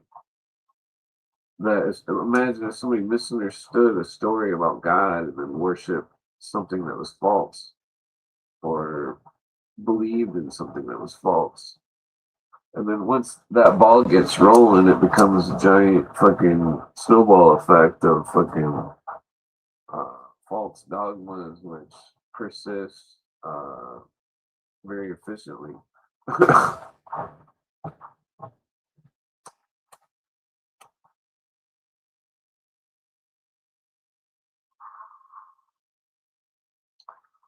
These I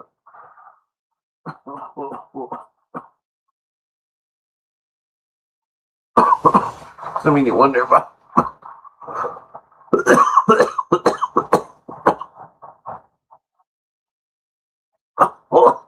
Oh. Yeah, some of the most stuck up people are the Catholics. They won't smoke a joint. They won't fucking discuss anything in person. They're assholes. Uh,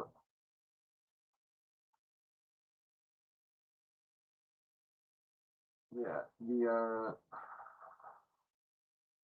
what was I getting at?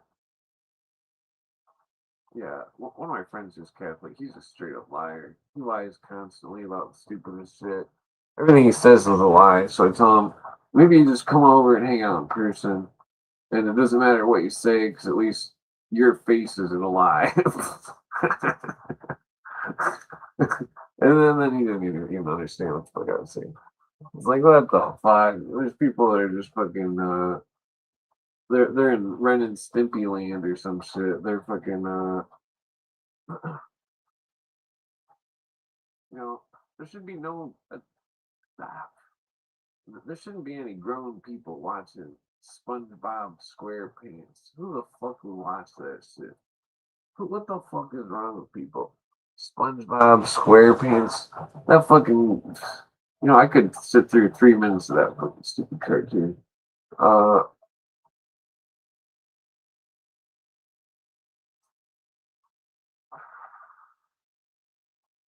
yeah, like all in my life, I felt like I was surrounded by idiots, and I'm just put here to keep them from being brain dead.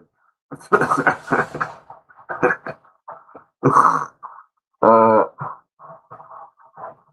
well, I mean, I guess that's maybe like 10 years ago and the rest of my life. More modernly, I guess. I don't know. Like, even if somebody had the greatest idea in the world, they could never convey it to anybody who mattered. Uh,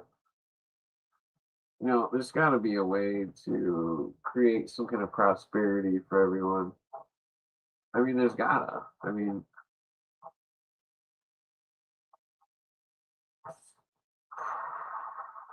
and that is some, some kind of prosperity that's not like something that needs computers or needs some kind of digital bullshit.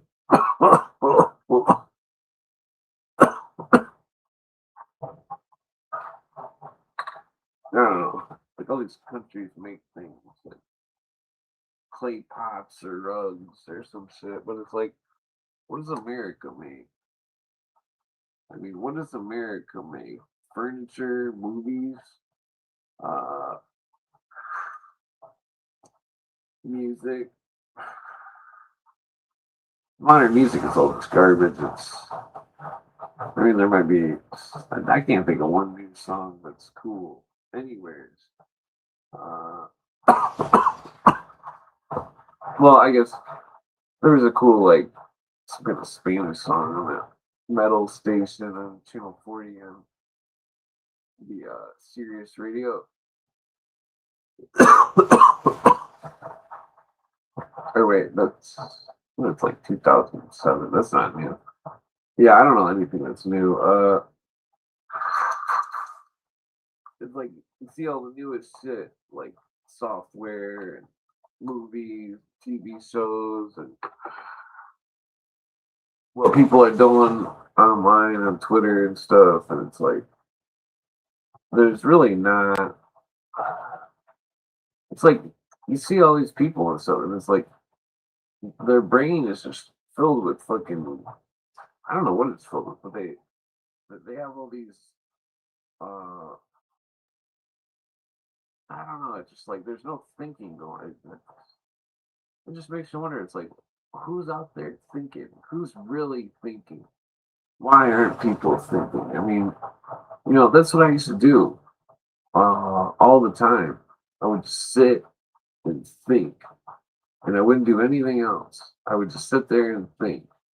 No music, no TV, no nothing. And fucking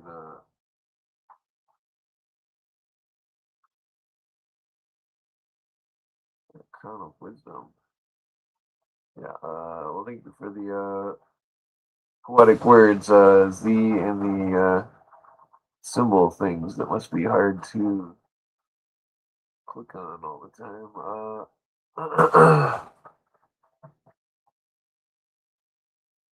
Yeah, I mean,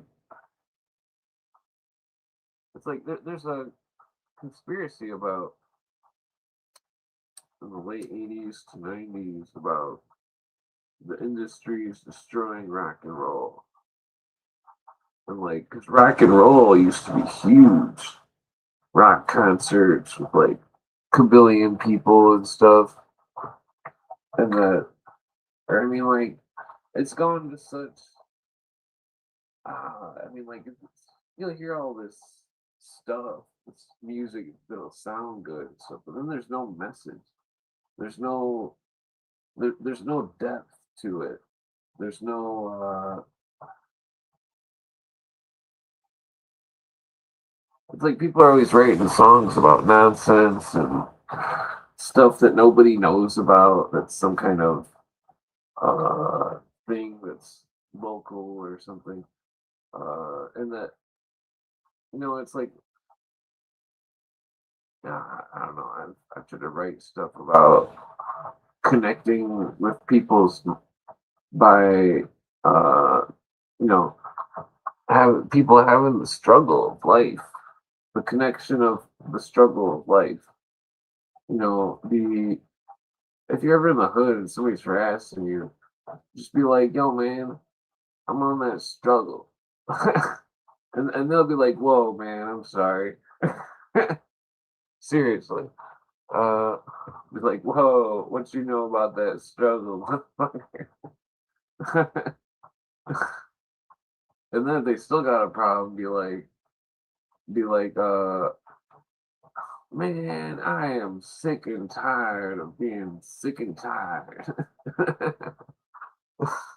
Sick and tired of being sick and tired. Then they'll smile and they'll leave me alone. Yeah, that's how to survive in the city 101. Uh, I mean, unless you're wearing some like $5,000 suit, trying to get into like a brand new BMW or something. Those lines probably won't work, but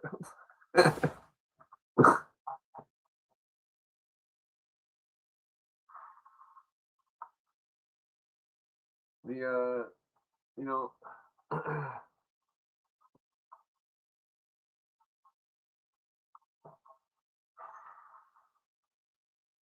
city is a strange thing. You know, statues. Statues are always really weird. It's like, why do they put some of these statues? It's because they're artists or uh, creative or have a lack of creation and thus make weird shit, or is it because they're cultists?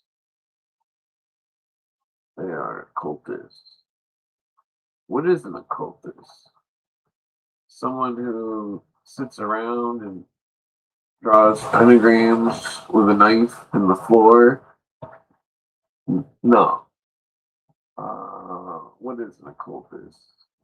Someone who wears a Marilyn Manson shirt and thinks that they're whatever.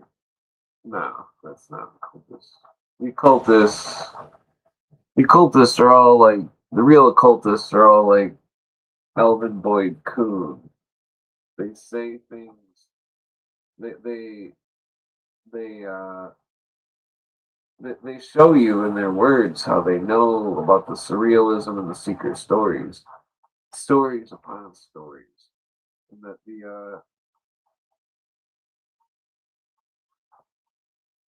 true adepts can always decipher the language of the esoteric story. Because they like to modernize the stories and make it seem like it's some modern story. Anybody that's has no idea about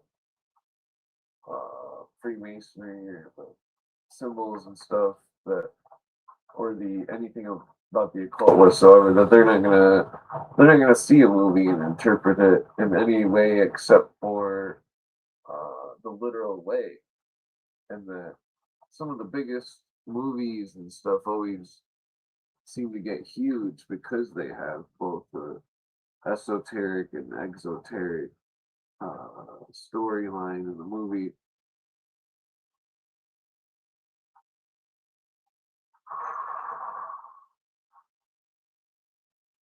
Oh, I must have hit a button or something. Oh, why am I on the microphone?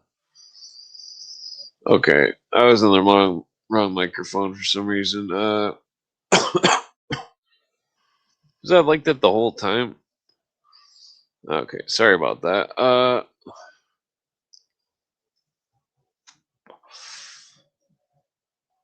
he's quoting Barul at the bottom of that book. Yeah, so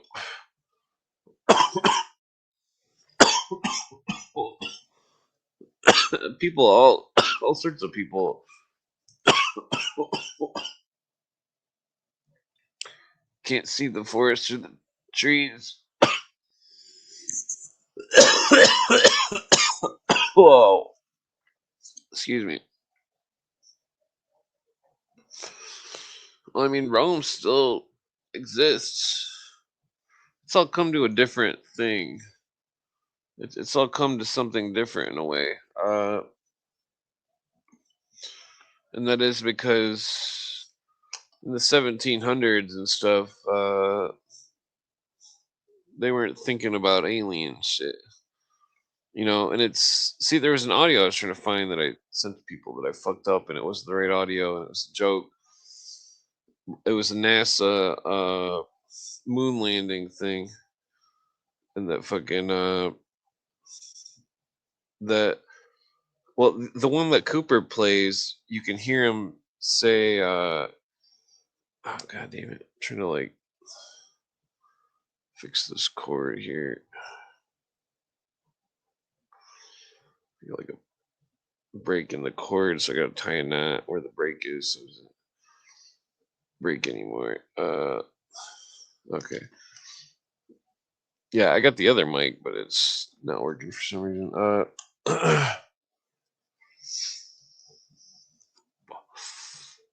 What was I getting at? These stories within the stories. That's how they.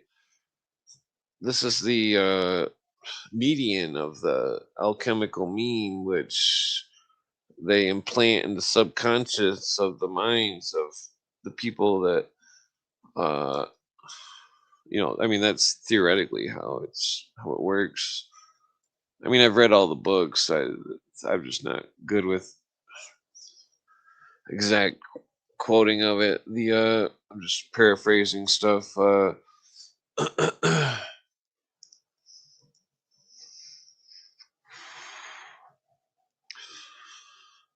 The subconscious is a strange thing. Because someone can be hypnotized, and that they could be interviewed as a non-hypnotized witness of something, and that they didn't see anything.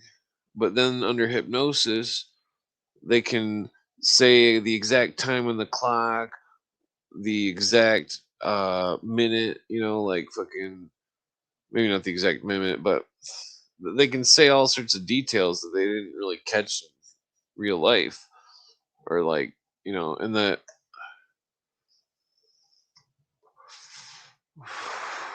you know,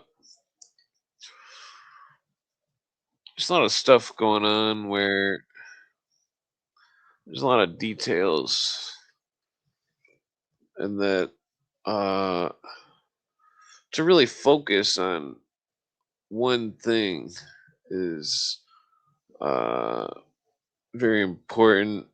Normally when I'm by myself just reading shit, going down rabbit holes, I'm always focused on one thing kind of, but I don't know, it's like when the conspiracy ends is when America is no longer flooded with secret societies, and but that becomes a problem, because it's like I believe in what the founding fathers said, and they wouldn't want you know they wanted everybody to have freedoms, but it's like, so it's created this uh it's created this well, okay, so before America was started, there was the crowns in Rome, and various, there wasn't a whole lot of world powers and shit, you know. After and it all evolved very quickly. This evolution of power. Rome held the ball for quite some time. Rome still holds one of the balls. But when America was made a ball, or was to hold, well, I don't use same metaphors. Uh, when America was made, it went against the crown. It went against everyone, and all the secret societies from all of Europe fled to America to be free. And but then instead of remaining free and keeping the spirit of liberty and freedom, they want to put their theocracy on all of us, such as these theosophists and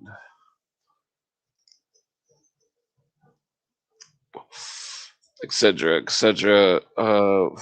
People that are pro Royal British imperialism. Uh, all this international shit made everybody get bought out because they could simply make all sorts of deals with international money and get paid fat, and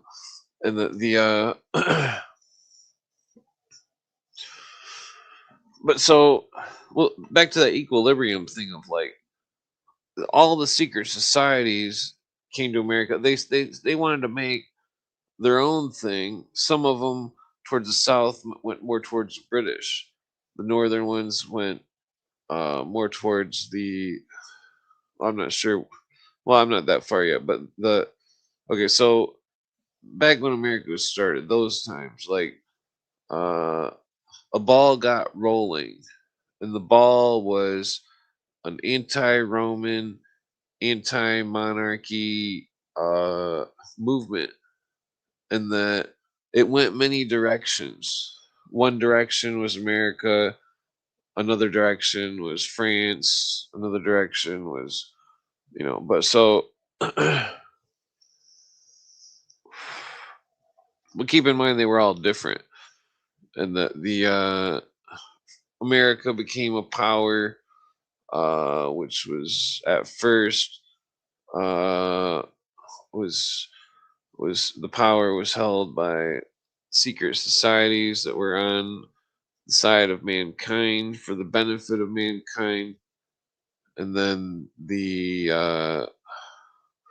Illuminists of Bavaria were simultaneously kicked out of Bavaria, and the Illuminists all spread to France, and that the French Revolution was uh, the first major conquest of the Illuminati to control France, and that their next conquests were Russia and uh, Cairo, and Cairo is more like 1912, but you know, and that but simultaneously there's the crown and the or the Roman, the Vatican, the Catholicism and the Mithraic Knights of Malta uh, holding one of the corners, and then the French Illuminists and Russian Illuminists.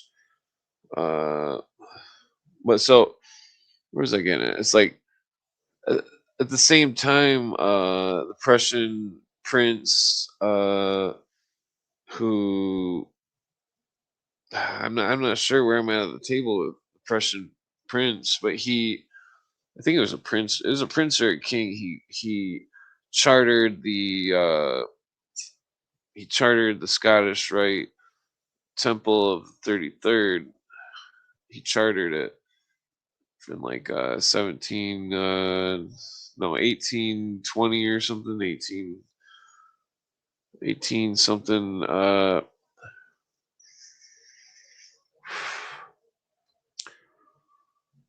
but so I mean, so then uh, take it, what is it, like after the Civil War, the the time period of that movie, Gangs of New York, which I always thought was a dumb movie until I realized it was a true story, and then I was fascinated by it and fucking found out that the butcher guy was the head. He was the head of the Order of the Star Spangled Banner, and that some kind of pro America thing, and that fucking that the Irish dude who was some kind of Catholic was anti-American, and that they were trying to take over New York. Rome was trying to take over New York and make it its empire state.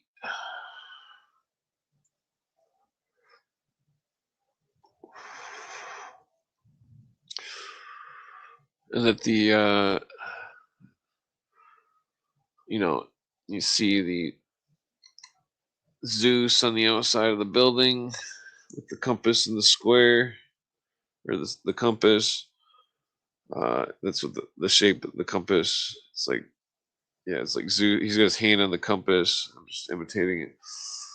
Uh, and I think it's the Rockefeller Plaza, the building, which also has Prometheus. Well, not. Wait, no, I think it's on the Empire State Building.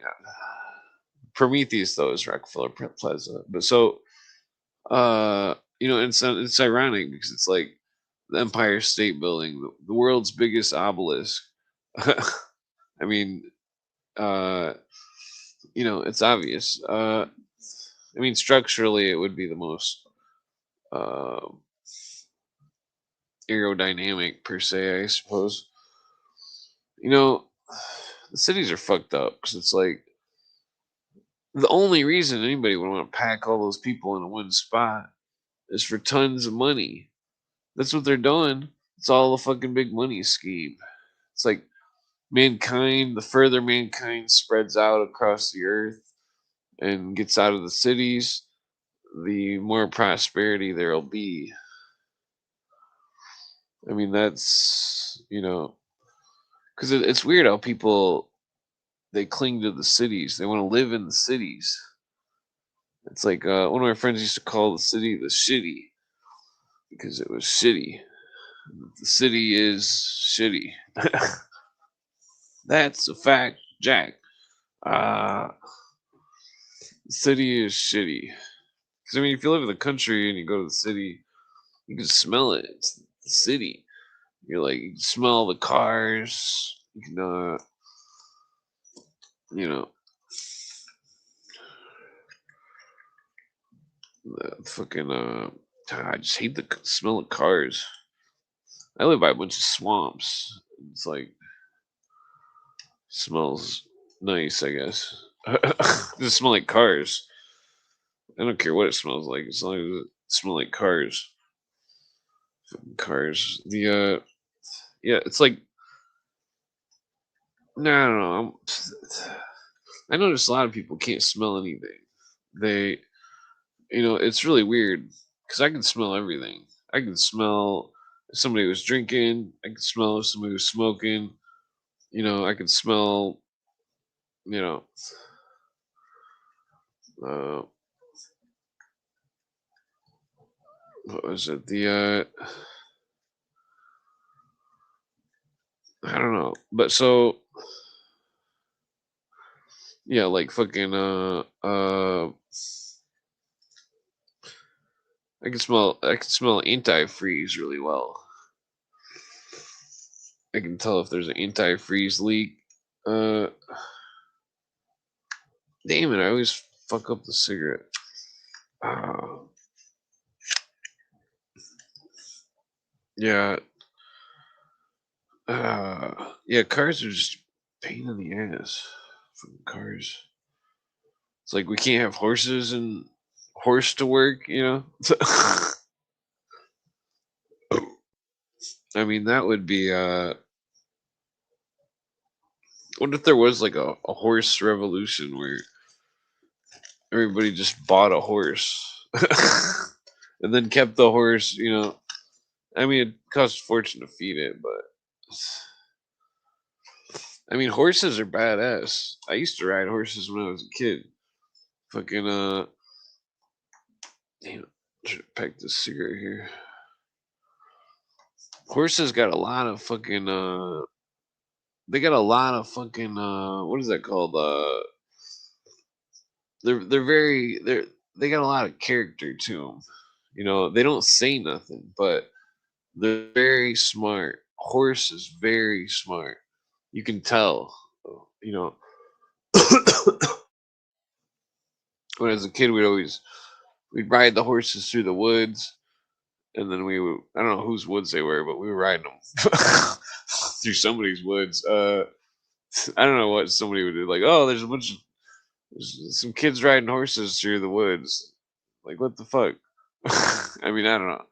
I don't know who's. I was just following my cousin. But yeah, the when I was riding through the woods and ride all over and stuff, and like the you know, I don't know. I never thought about it. It's like I had a really shitty childhood, but like I got to ride horses a bunch, so that was fun. I mean, I'm not a horse person or anything. The fucking I just you know I'd rather ride a snowmobile, but I mean that's probably a lot more dangerous. But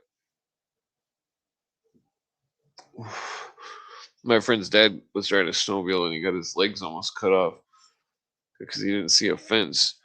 And fucking yeah, that's the key about snowmobiling is you want to make sure you go like 5 miles per hour and do a big circle around the area that you're gonna go real slow and make a nice track, and then you can go fast.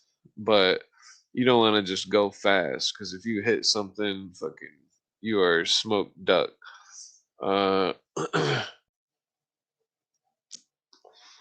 yeah, because I've hit stuff before when I was snowmobiling. I hit a tree once. That was pretty bad. It was ramping. It's like fucking. It's like we had this big ramp going. Me and my stepbrother and we're fucking like, woo, fucking like ramping the snowmobile. And fucking yeah. There used to be a whole bunch of industries on horses, cleaning up the horse dung and stuff. The population of horses in the 1800s is way huge. Then it went down significantly. Uh, I'm surprised there's not like horse skeletons laying all over. Uh,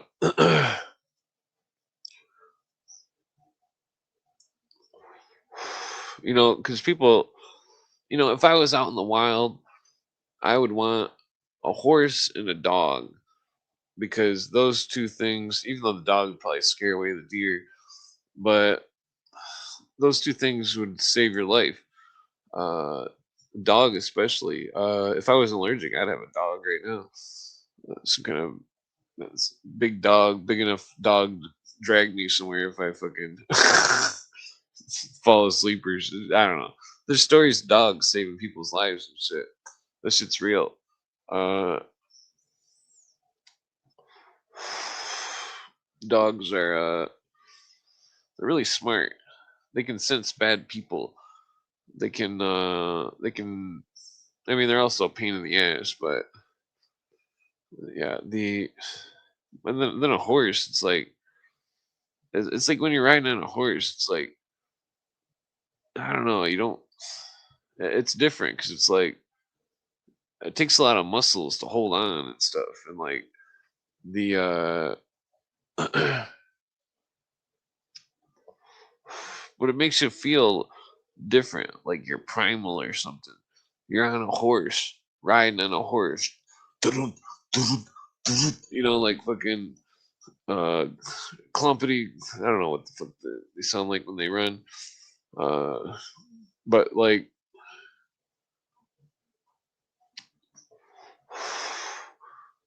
yeah, the key is just to hold on to the saddle. Make sure you hold on the reins and the saddle at the same time, and to not fall off. Because it's dangerous to ride a horse. Because if the horse doesn't like you, it'll bite you.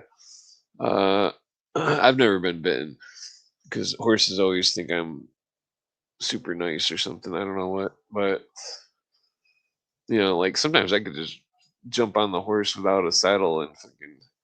But that's not very fun. But it's horses. It's weird 'cause some animals, or I don't know, animals usually they can tell if somebody's cool or not.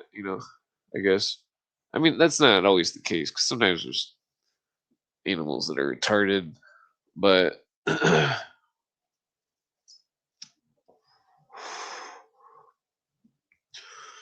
the how was I gonna yeah, like the whole mankind is stuck in this technology thing. I mean, I'm pro technology, but at the same time, it's like I'm anti living in a city. And if the future wants people to live in the city, then that would.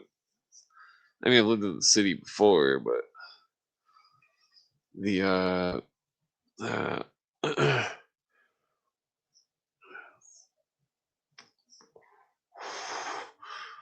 the city is just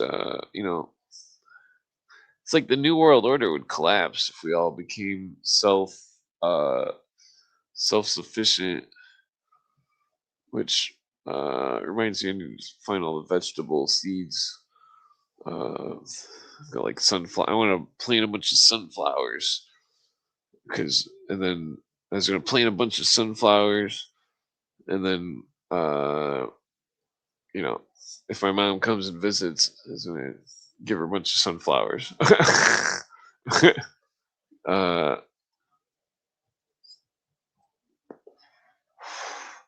yeah, sunflower. Well, sunflower seeds are good, but I don't know if I can.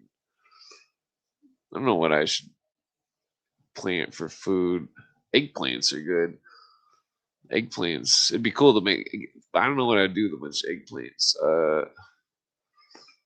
I mean, you gotta have a variety. Carrots are good because carrots last a long time. Plus, they taste good. You can just put them in the slow cooker with water and butter and or like sugar or whatever, and fucking. You can make spicy carrots. Put some chicken in it or something. Fucking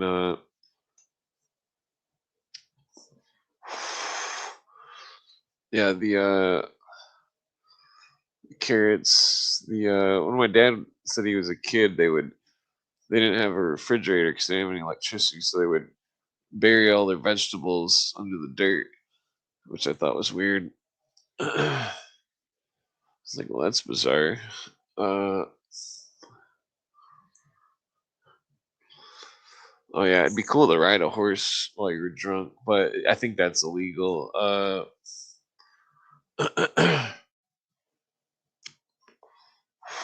Yeah, the cowboy days must have been really. They must have been really badass. I mean, the closest thing I've ever seen to cowboys was in the hood, and that's why I don't have respect for people that are doing bad stuff and stuff, but I have respect for brave people that are brave. That it's like you know, that's what's. There's just so much.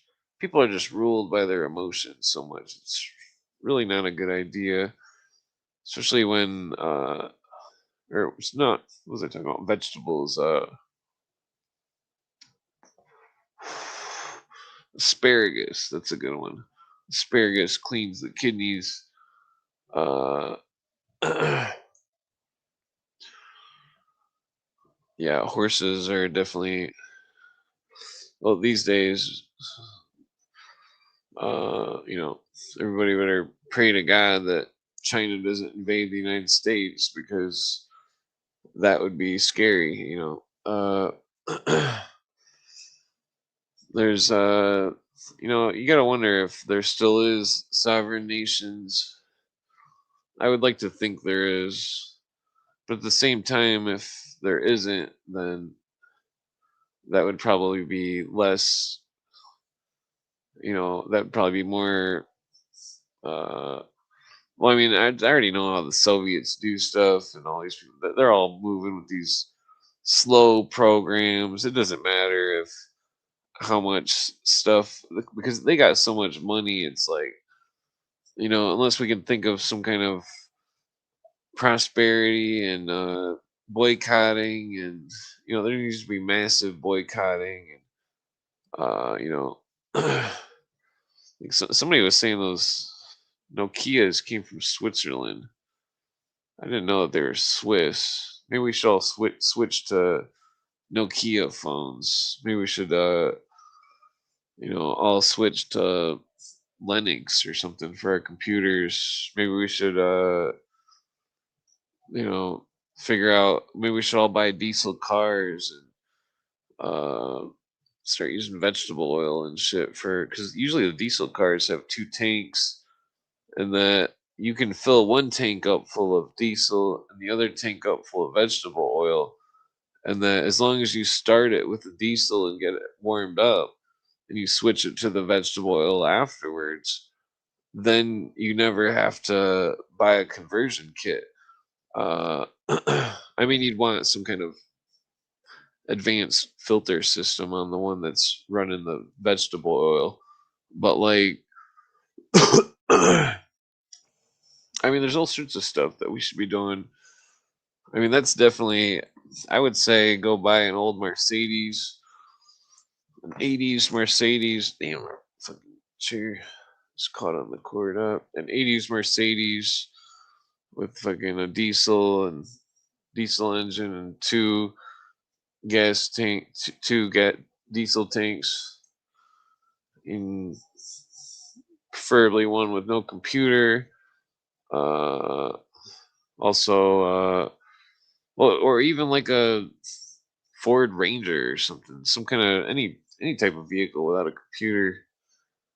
Uh, but the diesels, I mean, usually diesel trucks have two tanks. I'd be embarrassed though, going into a fast food place and be like, "You guys got any spare vegetable oil?" But I mean, it would save so much gas and stuff. I mean, the I don't know. I mean, technically, if we invented some kind of new type of battery, that would bring prosperity. Because if we create a new type of battery, it would change. If it was more efficient, lasted longer, was safer. That's what we need to do, is make some kind of battery. Because I mean, there's all sorts of electrical motors and shit that, if I had like a really good battery and an electric motor, I think I could easily convert a car. Well, I mean, it'd be easier to convert a manual transmission car to an electric, but I don't know, the stuff about conductors and all this stuff. There's uh makes you wonder about ancient combinations of precious stones, if there's anything to all that. That's why I speculate about the ephod and the person wearing it, or the crown bearer, and all the jewels. He was a Nat. Must have got through the screen somehow. Yeah, but I'm probably gonna pass out here, because on JJ's podcast for like 3 hours already. Yeah. All right. Well, what was I? don't think I can smoke. I guess I'll smoke one more joint here.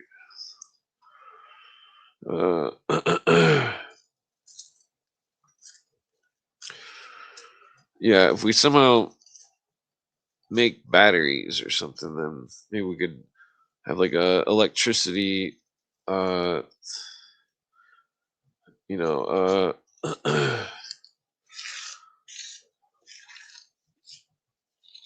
because I mean, really, like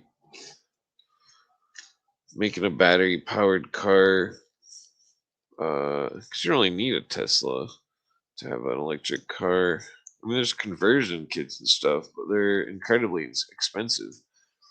I mean, for what it is, it's like you could buy like a 200 horsepower electric motor and put it in a car and weld in the engine mounts and stuff, and like it would be as fast as you'd probably want to go. 200 horsepower an electric motor is really fast. It sounds like it's not that fast, but it's different than a regular car because regular cars don't have instant torque, and that even a 200 horsepower motor of electric would probably beat like every car out there pretty much. I mean, the yeah, fucking I still can't find that Scotty Kilmer video about horsepower. That's like a documentary that's like 40 minutes long. It's like the best documentary on how the numbers work for horsepower. Uh, and it was funny because it was in increments of 33. So I'm assuming the guy that made the horsepower equation was a Mason. Not that there's anything to that or anything. It's just funny.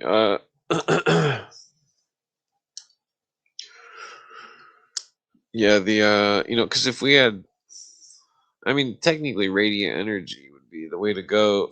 If we could make radiant energy conductors that are more efficient than Teslas, uh, that we had our own batteries, and uh, what else? Because if you had there's machines and stuff that you can buy that they'll suck all the water out of the air, and that uh, it's like, and it's got like the purest water. I forget what it's called, but it's really expensive. But like, it's like a dehumidifier, but it's not because it's for drinking water. Uh, I mean, you could name any type of thing, and if you've got a radiant energy system with a bunch of batteries and electric heaters and lights and stuff, and that uh, air conditioners. The No, it's not reverse osmosis. It's like the size of a refrigerator or something, but it's like uh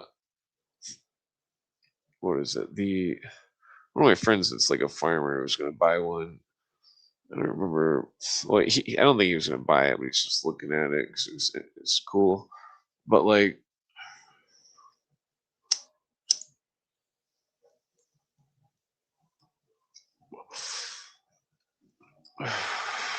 I mean, if someone had enough radiant energy, they could, you know, uh, freaking grow food with the radiant energy, free electricity, and that would create massive prosperity if everybody started growing their own potatoes and uh, you know,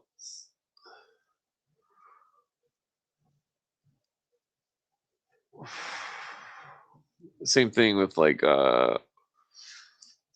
you know, if somebody had enough radiant energy collectors on a big enough area, or turned an entire ship into a radiant energy collector, and then I mean, somebody could make an airship. They could easily make an airship. I mean, it would just take enough electric motors and I mean, you probably want like hot air balloons or something. That'd be the most efficient. But like, you'd also want like a backup system in case the hot air balloon didn't work or something. But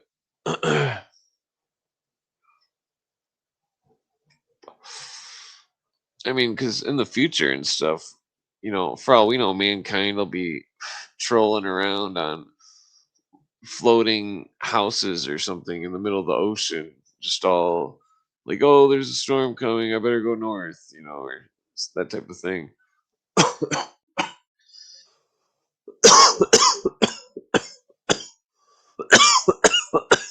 Well, excuse me.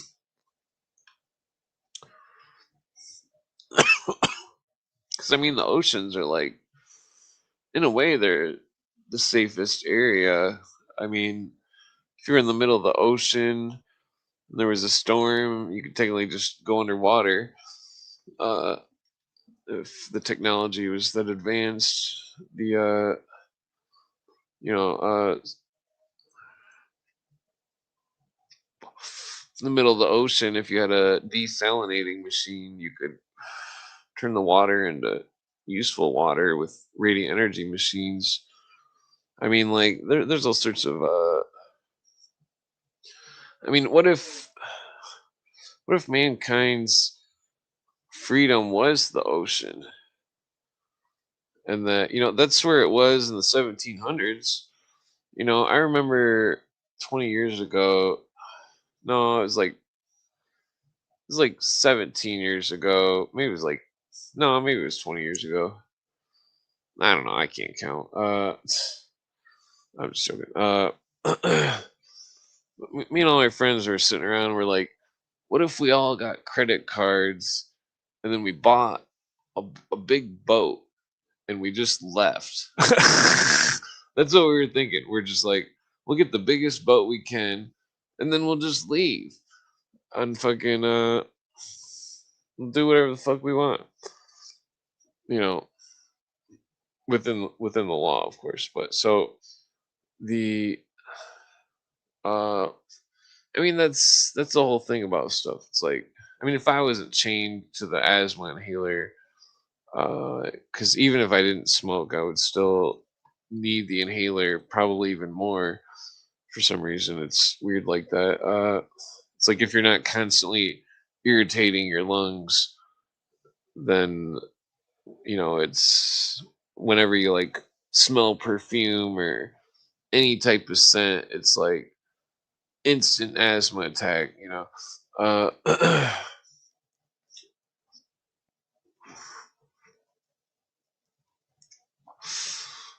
uh,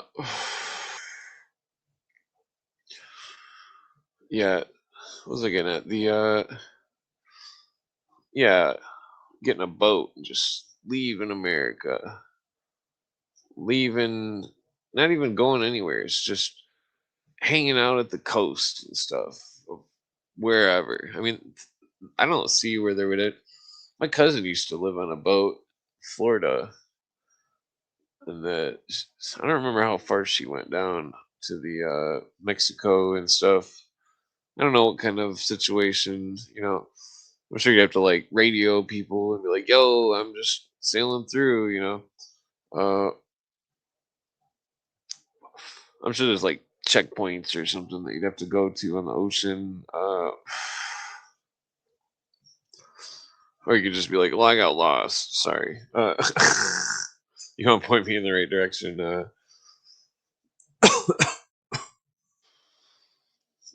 Yeah. I mean, it's because it's what if we were to use the philosophy of Sam Kinison, the comedian? We were to go where the food is. Go where the food is. So then you wonder, where is the best food? Where is the best game animals, the best plants, the best fruits? Which place has the best overall food?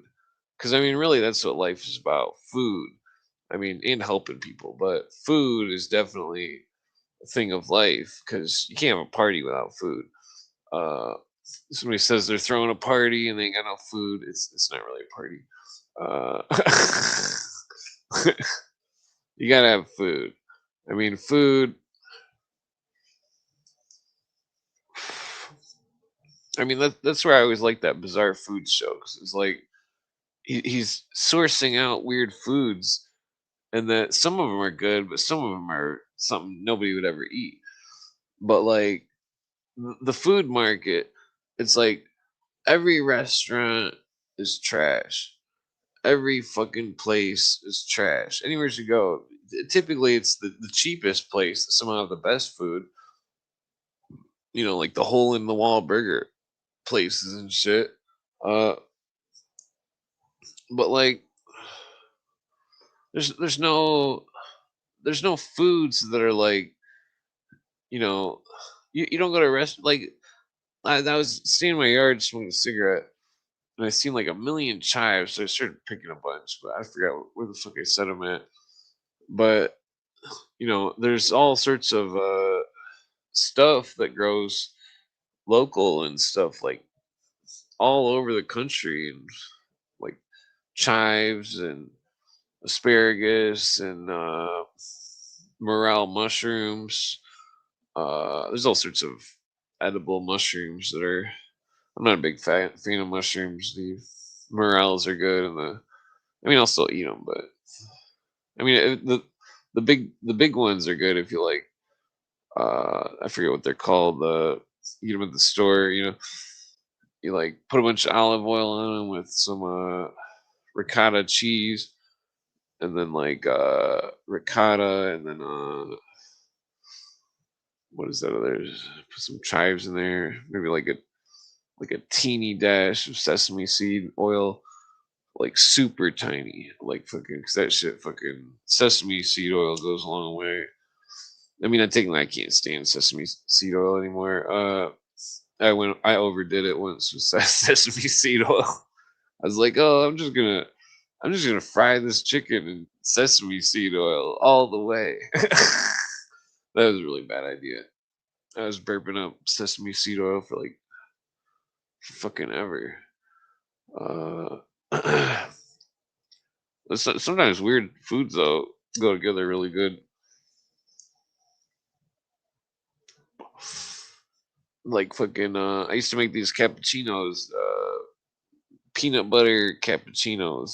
Get some, just make a regular cappuccino with, and then just fucking add like a half spoon of peanut butter oil that's on top of the peanut butter jar, and just it makes the cappuccino fucking like so rich, especially if you're smoking. It's like, man, that's why I had to quit drinking cappuccinos because fucking I'd always make one and then smoke and then be all cappuccino, fucking make another cappuccino and be like, oh, this weed tastes so good. I mean, I'm still smoking a bunch of weed, but uh, I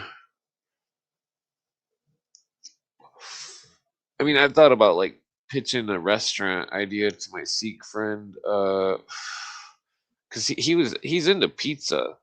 Because I told him about the Giordano's crust recipe and stuff, and so he's got like a spot for a pizza parlor or something. But I don't want to make pizza, but it'd be cool to like, because to have like it'd have to be something unique, like fucking, I don't know. Like there's lobster places everywhere, but lobsters are always expensive. And fish always. One of my friends worked at the spot with calamari, and the calamari is good though. I mean, it sucks if it's like cooked wrong because it's really tough. Uh, I mean, it's really easy to fuck something up. Yeah, like freaking. The real test is just to cook the perfect chicken breast. If you can cook the perfect chicken breast, usually like 350 degrees, 25 minutes in a fucking uh, pan or whatever, uh, metal pan. Well, I mean, it depends on the thickness, but like, I don't know. But then to have like a restaurant, it's like you have to have like some kind of the best way to have stuff made in mass proportions. But then you'd want to have like fire quality or something. Like like it'd be cool if they had like they got those ovens in the other countries where they slap the bread on the wall or some shit, and it's like fucking but like do that, but with like meat or something. I don't know, meat would stick.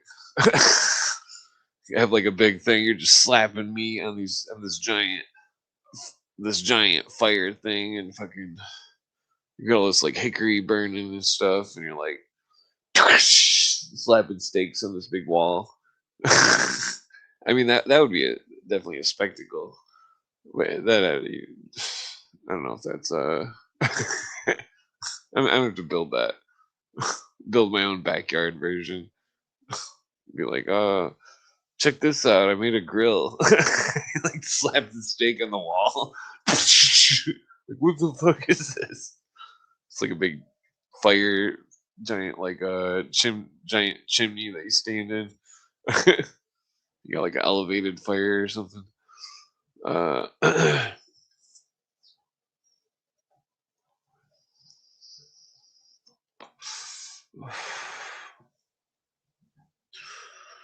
mean, I don't know. It's like the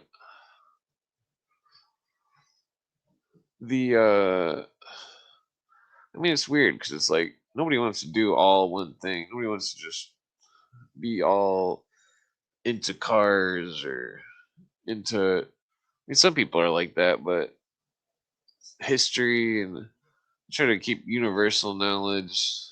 But like, I've delved into a lot of mathematics and history of secret societies a lot, but like also delved into like uh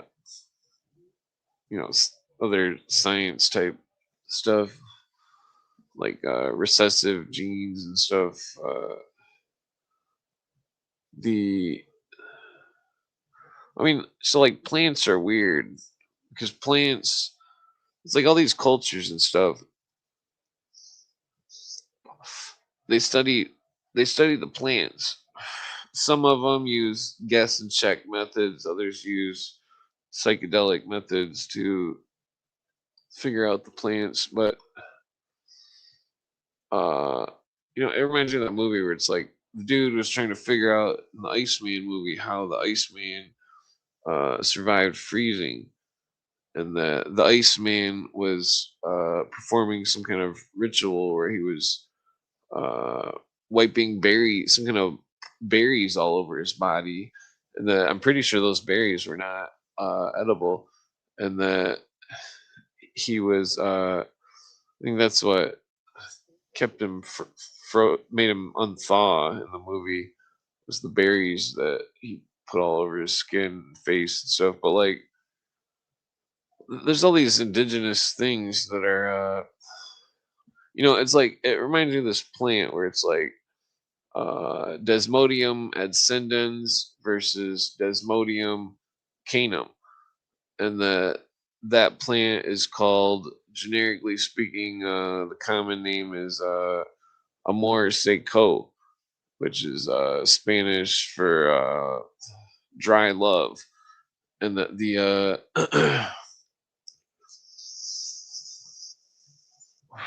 the plant is unique because to tribes it's known for various medical cures, but so it's interesting though because the difference between the two strains of Desmodium ascendens and Desmodium canum is that the Desmodium ascendens does not contain a symbiotic fungus, but Desmodium canum does contain symbiotic fungus, which the symbiotic fungus plant variant Desmodium canum is used for birth control.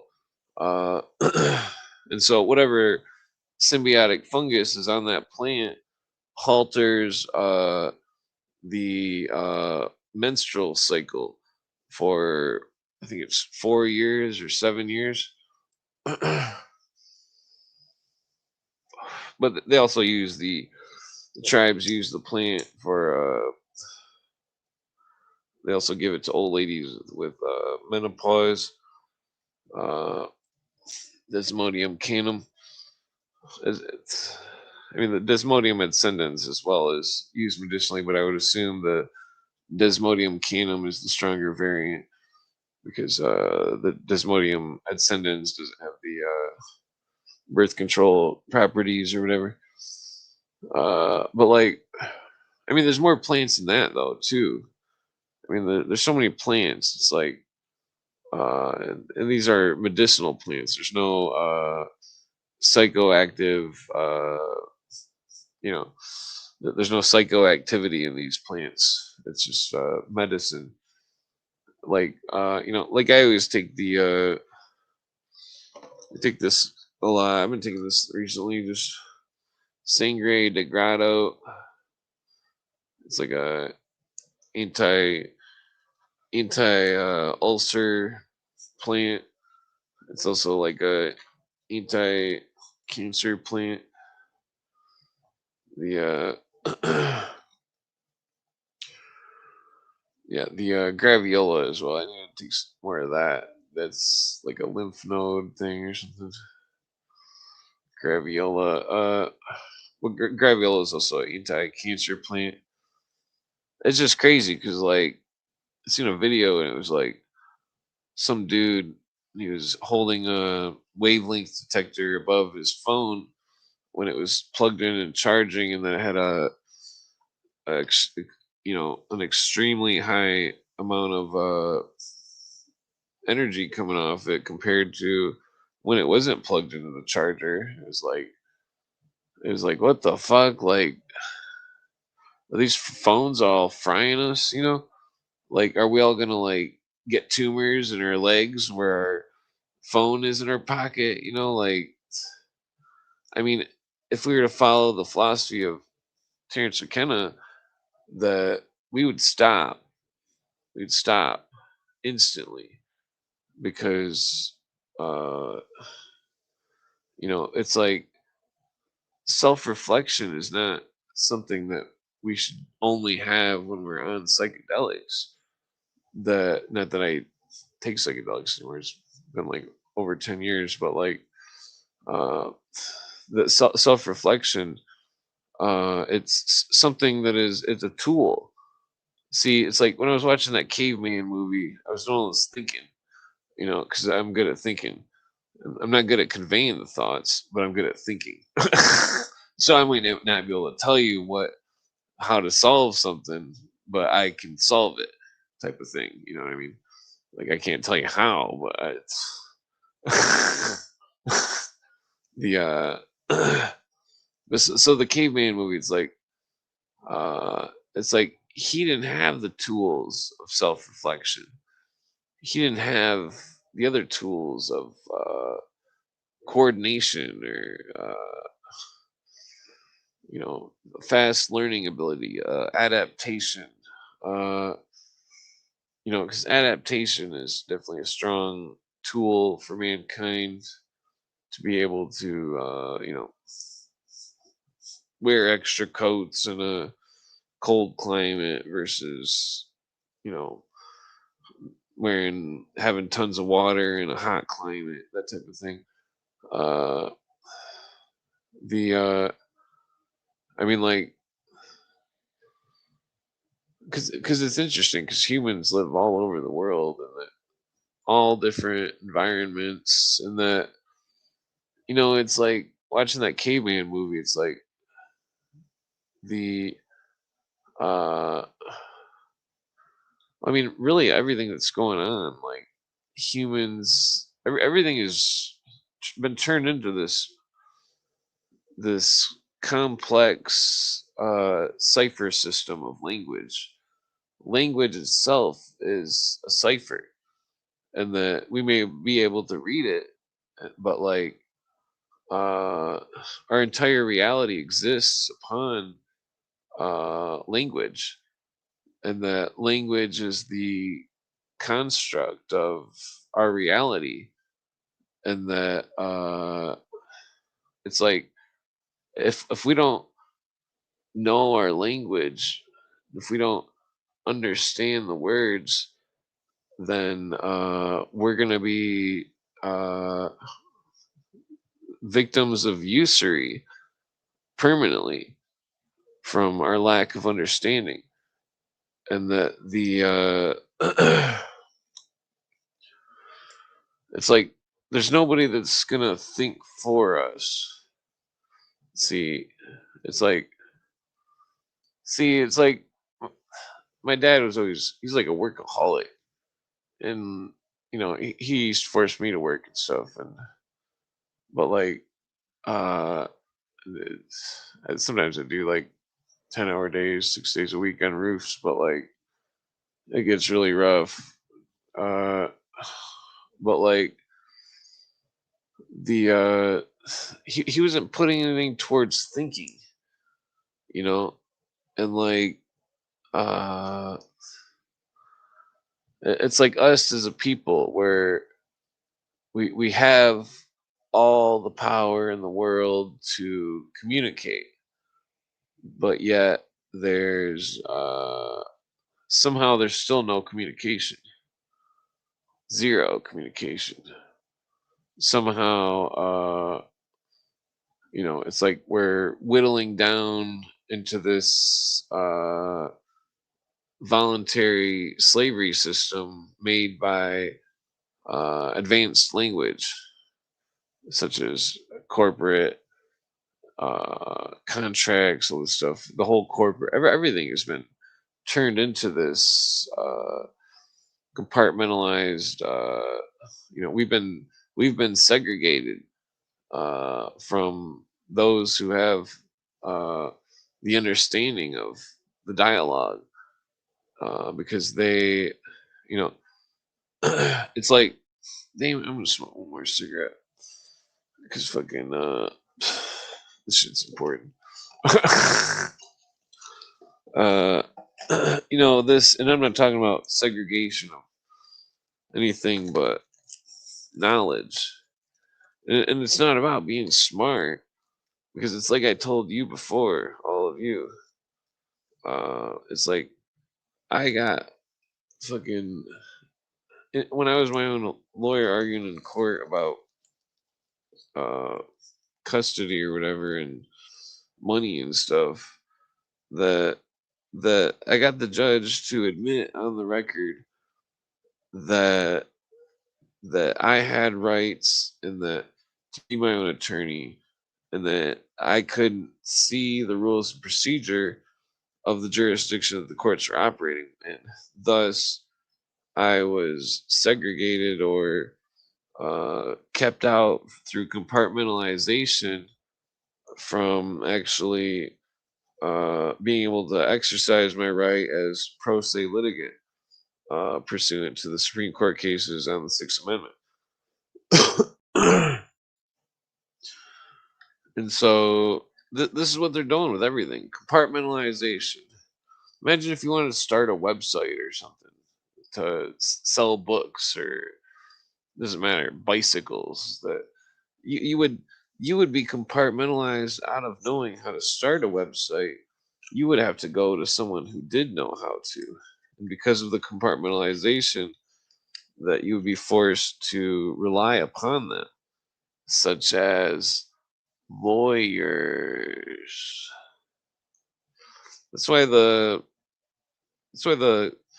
people that talked about the Constitution were very upset that there was a 13th Amendment which appeared to have been ratified, but then on other ends appeared to have not ratified. It seemed as though there was fraud, and that the original 13th Amendment was about an anti-class system where the people had seen the titles of nobilities, of lawyers, and the class system, which was instilled by these lawyers, and that and it's not their fault personally. They're all just fucking idiots. So there's no point in blame. There's no reason to point fingers or anything. That it's these people are all idiots. It's but the whole compartmentalization and stuff. It's like the whole thing of it. It's like there's so many cowards. Nobody who's some high mason or nobody's some lawyer or politician has ever really came forward and told the public everything. Nobody. There's all these fake ex masons, and I've never really heard of any politician doing such a thing. I've heard of lieutenant colonels doing such things, such as Lieutenant Colonel Archibald Roberts, who was a lieutenant colonel who seen what was going on with the communism of the fucking United Nations, seen what it was doing with the situation of international wars, and spoke against Article 43 of the United Nations Charter. Lieutenant Colonel Archibald Roberts was somebody like that, or MacArthur. But like in the Masonic world, the Illuminati world, there are no people that have leaked. Uh, and so same with uh, same with the mafia. I would bet money that those people that claim that they're ex mafia or some shit in those YouTube videos, they were probably the pizza boy or some shit. They probably were just fucking. They probably weren't actually involved. They probably just knew people or something and heard stories. Because there's no way that anybody like that would ever talk on any camera everywhere, anywheres ever, and fucking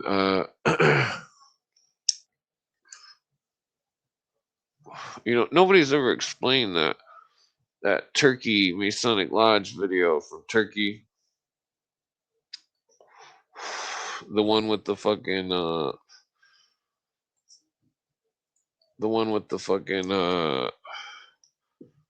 pentagram and the fucking weird cloaks and shit. Nobody's ever explained that video.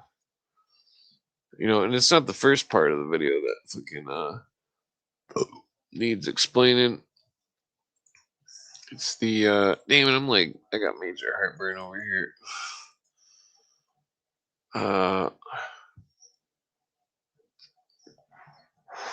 It's the second part that needs explaining. Let's see if I can find it here.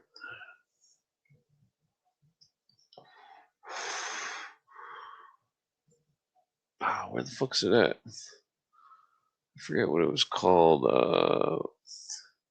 There it is. Okay. Okay. So the first part, damn, I need to take some of these fucking ulcer pills. The first part, it's just showing a typical Masonic, maybe it's from like coconut milk I drink. Typical Masonic meeting,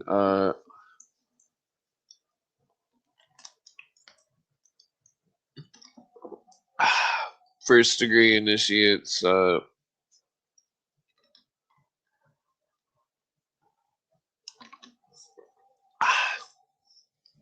oh, yeah, that Sangria de Grotto really cures the fucking heartburn. I would highly suggest getting it if you have heartburn. Could save your life. Sangria de Grotto. It's also used if you had some kind of internal wound or something.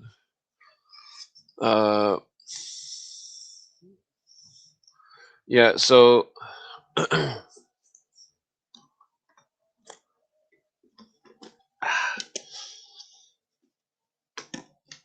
So the beginning part of this video is typical Mason meeting, blah blah blah, which I've went through this before. It's all very boring, and at the end you'll see they all raise their swords and point them at the dude when he's being unblindfolded.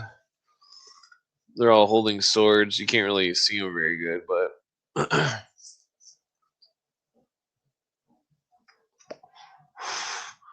also notice how the sword holding is similar to the Roman salute, because that's a long story about the double-headed eagle. Rome, old Rome. Okay, now they're pointing their swords. You can see the sword on the top left. They're all pointing their swords. They've got the lights going. This isn't the part that's unexplicable, because this is common knowledge. Yeah, then they're going through some meeting. Yeah, this part, this is the part that's spooky, because I've never seen any books on this part, and I know that there's a lot of stuff that isn't in the books.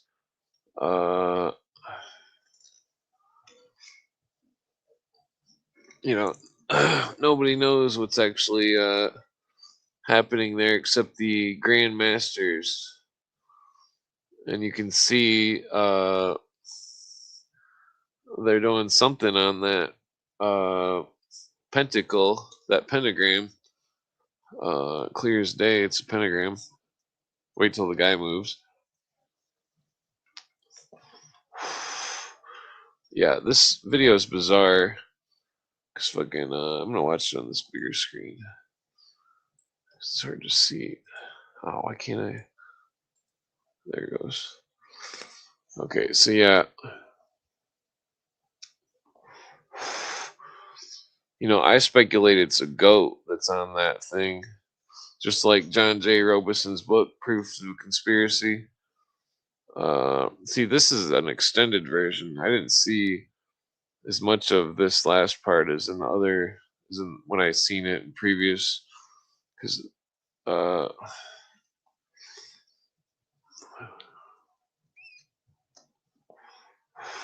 Istanbul. See, they're doing some weird shit, walking around, fucking doing weird shit. I mean, what's going on? Pin down exactly. Well, those Masons are unread. They always deny so much of the conspiracy. They won't even discuss anything. I've discussed it with so many of them. We know more than they do, literally. Because when you're in those things, you're also compartmentalized with knowledge. You don't know what's going on. You ask any Mason, what is the secret knowledge that you obtained? And they'll tell you some kind of self-mastery bullshit. That's not what it's about. They can't see the whole blueprint of it. They can't understand the thought process. It's a very complex thing. It's like playing magic cards or something. It's very complex. And fucking there's lots of moving parts. And there's simply put, it's a giant pyramidal structure, which those at the top dictate what happens throughout the world, no matter what. I mean, they've got their arms and everything. You look at the Hongman Society of China, it's Chinese Freemasonry. They've got it all over the world. No questions about it. All over the world. You go to any country, you'll find a Masonic lodge.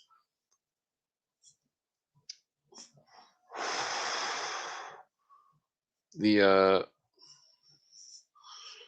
I've been studying these Masons for 20 years almost, trying to figure out everything about their ceremonies, everything, because I've read all these ceremonies countless times and through different authors, and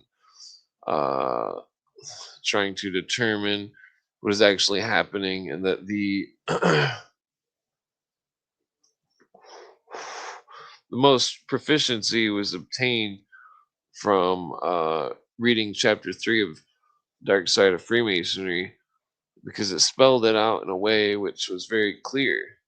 And that once that door opened up, it was like uh, finding the researchers who were Masons in their own words state the things such as Leadbeater and Alice Bailey and Foster Bailey and etc. etc. Yeah, I need to put the cigarette out.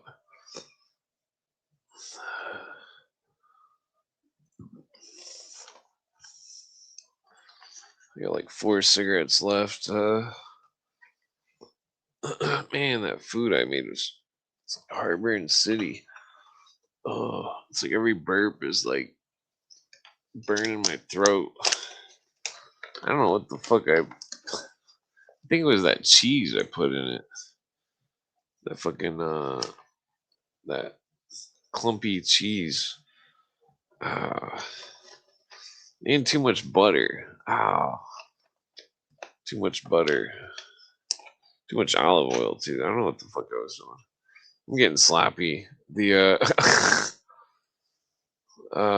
where'd my camera go? Yep. Getting sloppy in my old age. I need to like uh do like a self boot camp course or something. I don't know. Well, back to the Mason stuff. Nobody's really studying this stuff as much as what you think. They're always, whenever I see any researcher who talks about the Masons, it's always they're very illiterate on the subject.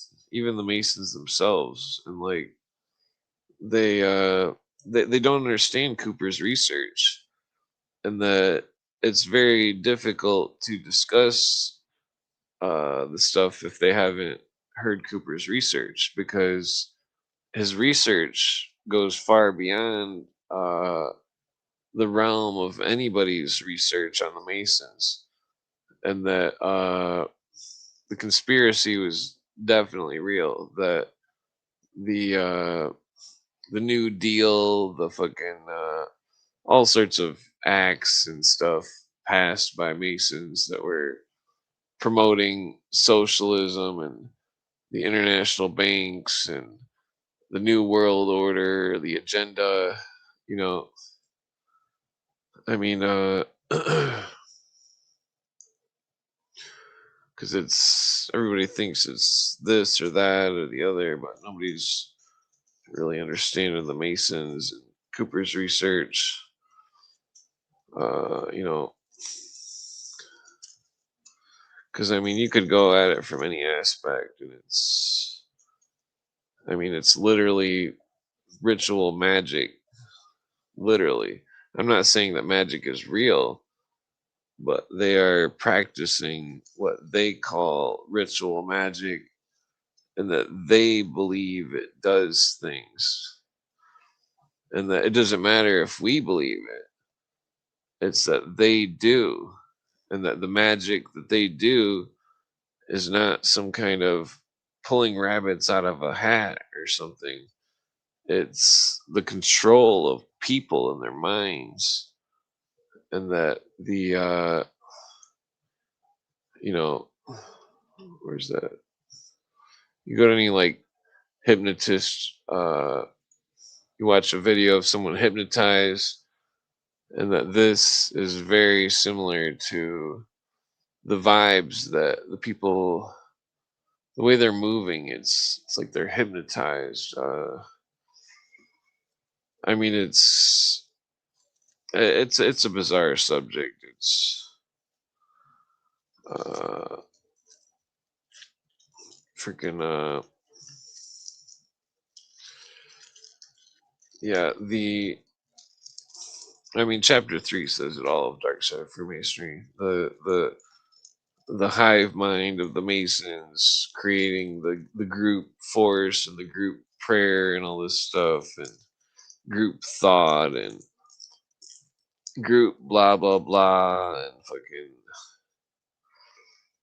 because it's like the technique that they're using. It's this self mastery technique. It's like a spell. It's like a hypnotic spell where it's like they think they're going to perfect their lives or something, but it's really a system that's uh it's manipulating their opinions, and that it's changing their beliefs, that they can't see it, that they because they don't understand what the original meaning was, which I've explained several times on here. Which the original meaning was simply to uh, indoctrinate the initiate with the doctrine, which would make him pure of heart, and the doctrine would live through the initiate, passing it on to another initiate. That's the whole original meaning. But the modern system has been turned into uh, mind control. It's connected with Tibetan Illuminism and Persian Illuminism, in that it's not what it once was. It's you know, which I've explained before about the how the I mean, if you think about it, if these people are all voting one way, and in that, because they can influence when they get their people all in the highest positions of power, and it's not just the Masons, but the Masons are a big part of political power, and they're one of the big players of the show, the big spectacle, the fucking the bullshit that you see in the world. Because I mean, there's countless corporations and huge name brands which are clearly Masonic, uh, you know, or ran by a 33rd degree Mason, such as Kentucky Fried Chicken, or actors such as John Wayne, uh, the well, I was going for corporations, but Disney, I would assume, uh, the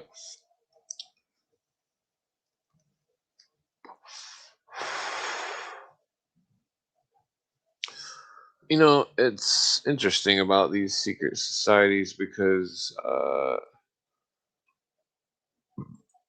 oh man, I think it was the Peppers that were putting that shit. Oh, phew. I think what is it? I'm pretty sure this is it. Yeah, right here. I've discussed this before. This isn't brain surgery. This isn't advanced physics. This isn't calculus. This is called common sense. What does that logo look like to you?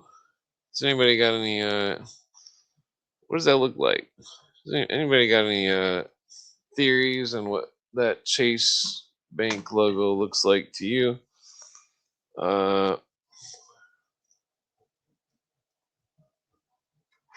Because I've got a book that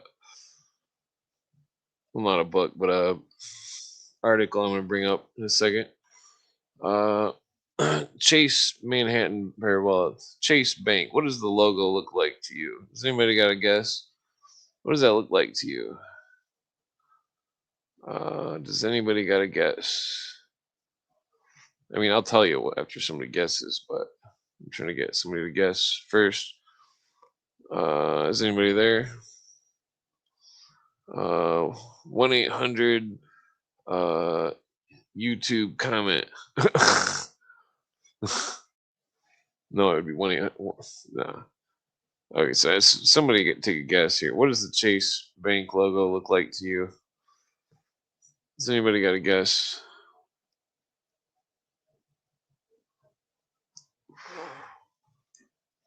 Chasing the bread.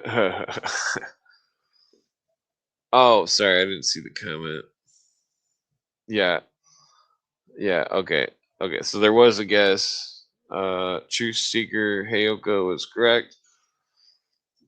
And the bank logo looks like a swastika. So let me get this article out real quick. Oh, god damn it.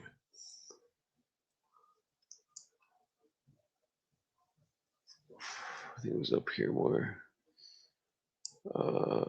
Where's it at?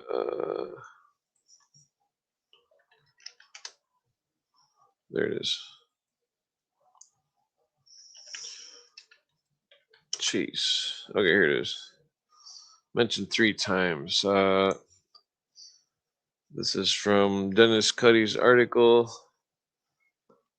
about the Nazis, and it's mentioning Chase Bank. This is the first mention out of 5. As I've written before, Hitler's rise and demise were facilitated by the power elite. In the same year, in 1942, the Nazi agent Paul Dickhoff went underground into Switzerland, and the U.S. was already in the war. Standard Oil of New Jersey managers shipped the enemy's fuel through neutral Switzerland, and the enemy was shipping Allied fuel. The Chase Bank in Nazi-occupied Paris after Pearl Harbor was doing millions of dollars worth of business with the enemy with the full knowledge of the Heard office in Manhattan. Okay, so next one.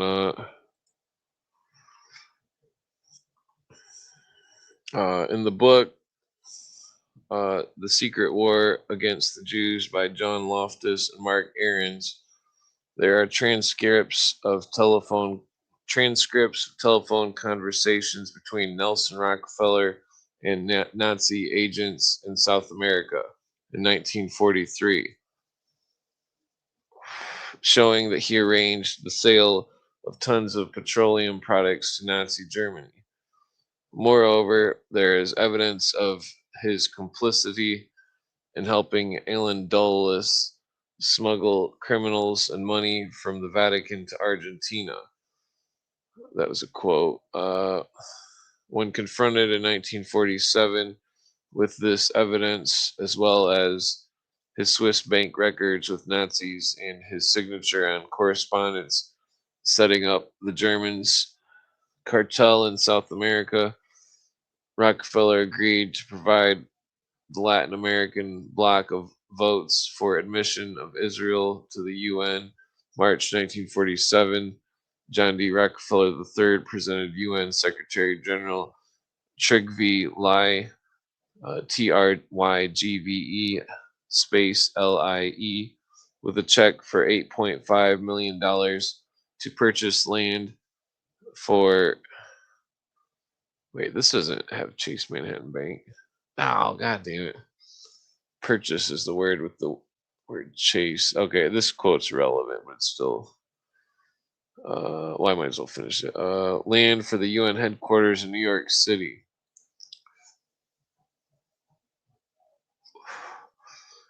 So Rockefeller gave the UN Secretary General $8.5 million to purchase that land in UN headquarters in New York City. These votes were in exchange for a guarantee that the Zionists would not reveal, quote, the flow of Nazi money and fugitives to South America. There would be no Zionist Nazi hunting unit, no testimony at Nuremberg about the bankers or anyone else, not a single leak to the press about where the Nazis were living in South America or which Nazis were working for Dulles, such as Paul Dickoff. Okay, let's see. Okay, this one's about Chase Manhattan Bank. Okay, and Charles Higgins, Trading with the Enemy. It's a book. Trading with the Enemy: The Expose of Nazi American Money Plot, 1933 to 1949. One learns that, quote, in 1936, the J. Henry Schroeder Bank of New York had entered into a partnership with Rockefellers. Schroeder, Rockefeller and Company Investment Bankers was formed as part of an overall company that Time magazine disclosed as being the economic booster of the Rome-Berlin axis. The partners in Schroeder, Rockefeller and Company included Avery Rockefeller, nephew of John D. Baron Bruno von Schroeder in London, and Kurt von Schroeder of the Bank of International Settlements, and Gestapo in Cologne. Their lawyers were John Foster Dulles and Allen Dulles the of Sullivan and Cromwell. The Rockefellers owned Standard Oil of New Jersey, German accounts of which were siphoned through their own banks, the Chase, as well as through the Independent National City Bank of New York. Two executives of Standard Oil's German subsidiary were Karl Lindemann and Emil Helfferich, prominent figures in Himmler's circle of friends of the Gestapo, its chief financiers and close friends and colleagues of the Bank of International Settlements, Baron von Schroeder. Uh, let's see here.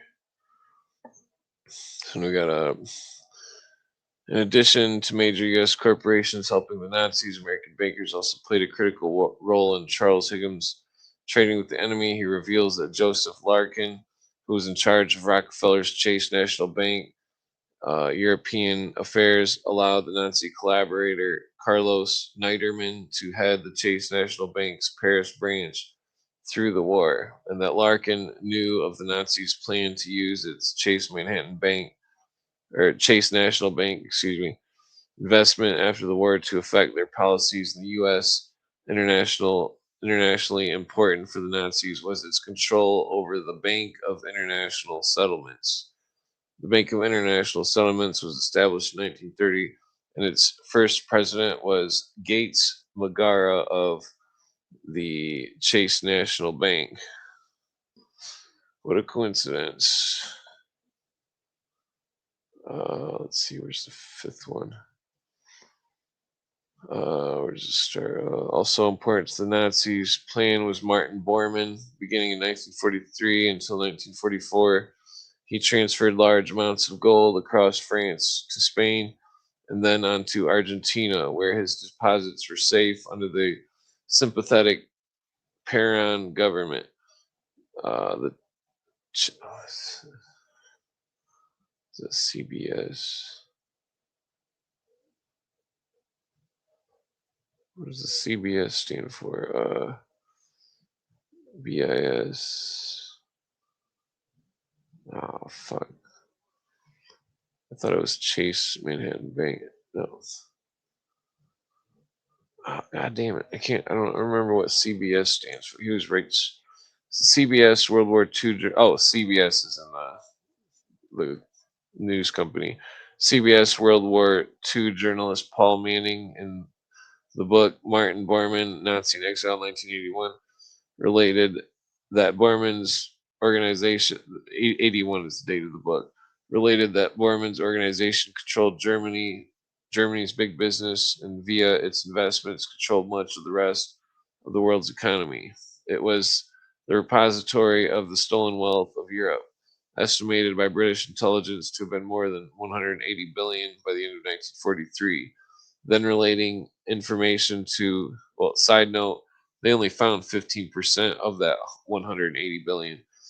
Then relating information he found in the FBI's file on Bormann, Manning wrote, quote, the file revealed that he had been banking under his own name from his office in Germany in Deutsche Bank of Buenos Aires since 1941, and he had one joint account with Argentinian dictator Juan Perón. And on August 4th, 5th, and 14th, 1967, he had written checks on demand accounts in first National Bank, Overseas Division of New York, the Chase Manhattan Bank, and Manufacturers Hanover Trust Company, all cleared through Deutsche Bank of Buenos Aires, end quote. Yeah, so that's Chase Bank. So I haven't even done the whole, there's a whole laundry list of corporations I need to look at the histories of and try to connect it all, like fucking Dennis Cuddy and his fucking awesome research. Because there's a huge story going on that, I mean, Dennis Cuddy's research is like one of the only researchers besides. I need to get that book. The fourth turning is here, because that's a good researcher. Neil Howe, William Strauss. I gotta get that book. I'm not saying I agree with everything they say or anything, because I'm pretty sure Cooper had some kind of I'm pretty sure he had some sort of criticism on their older book. I don't remember what it was though, but he quoted a bunch of the older books. So in that, I've got the older book, but I didn't read it yet. William Strauss, yeah. But so Dennis Cuddy, I think his research is really really in depth. There's a lot going on there. I mean, let me see something here. He mentions the Dulles brothers 59 times in his article that's 91 pages long. So almost 2/3 of the time he's talking about the Dulles brothers. This is a very important detail of this article, because it's the story that this Dennis Cuddy Nazi plan article, Nazi plan and the power elite and the secret Nazi plan. It's 22 parts. It was written in, he started writing it in 2009. The article is incredibly intense. And then it's not just that article, but the New World Order articles, that's another one. There's quite a few that are really good. The stuff exposing the Muslims. I gotta send that one to somebody. What else do we got? There's so many articles that are. No, I mean they're only small pieces of the big picture, and it's like trying to create a spider web to show all the connections and all this stuff. It's definitely take a lot of work. It seems like it'd be easier to do it out on a big piece of paper, like get like a 6-foot piece of paper, or maybe I'll paint it. I'll paint it on a fucking. I got like a 6-foot painting. I'll paint it on there. Draw the conspiracy in oil paints. That would be interesting. I bet you it'd look cool. Yeah, but I gotta go to sleep, man. I've been podcasting. I'm probably not gonna podcast next couple days. Do stuff and no, I still haven't. I gotta do a bunch of like car stuff and nah, I hate cars. All right, well, take it easy. Yeah, go to News with Views, the archive section of Dennis Cuddy, read all the articles. Go to listen to Cooper, hourthetime.com, and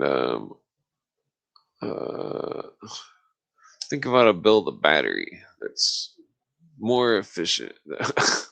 Maybe we could like build a battery out of quartz or something. I don't think that would conduct any electricity though. Maybe I'll end it with that right here. rhymes left in me here. All right. Yeah. I bet you meteor metal would work really good for a battery. All right. Well, take it easy. I'm going to sleep. Yeah. Peace out.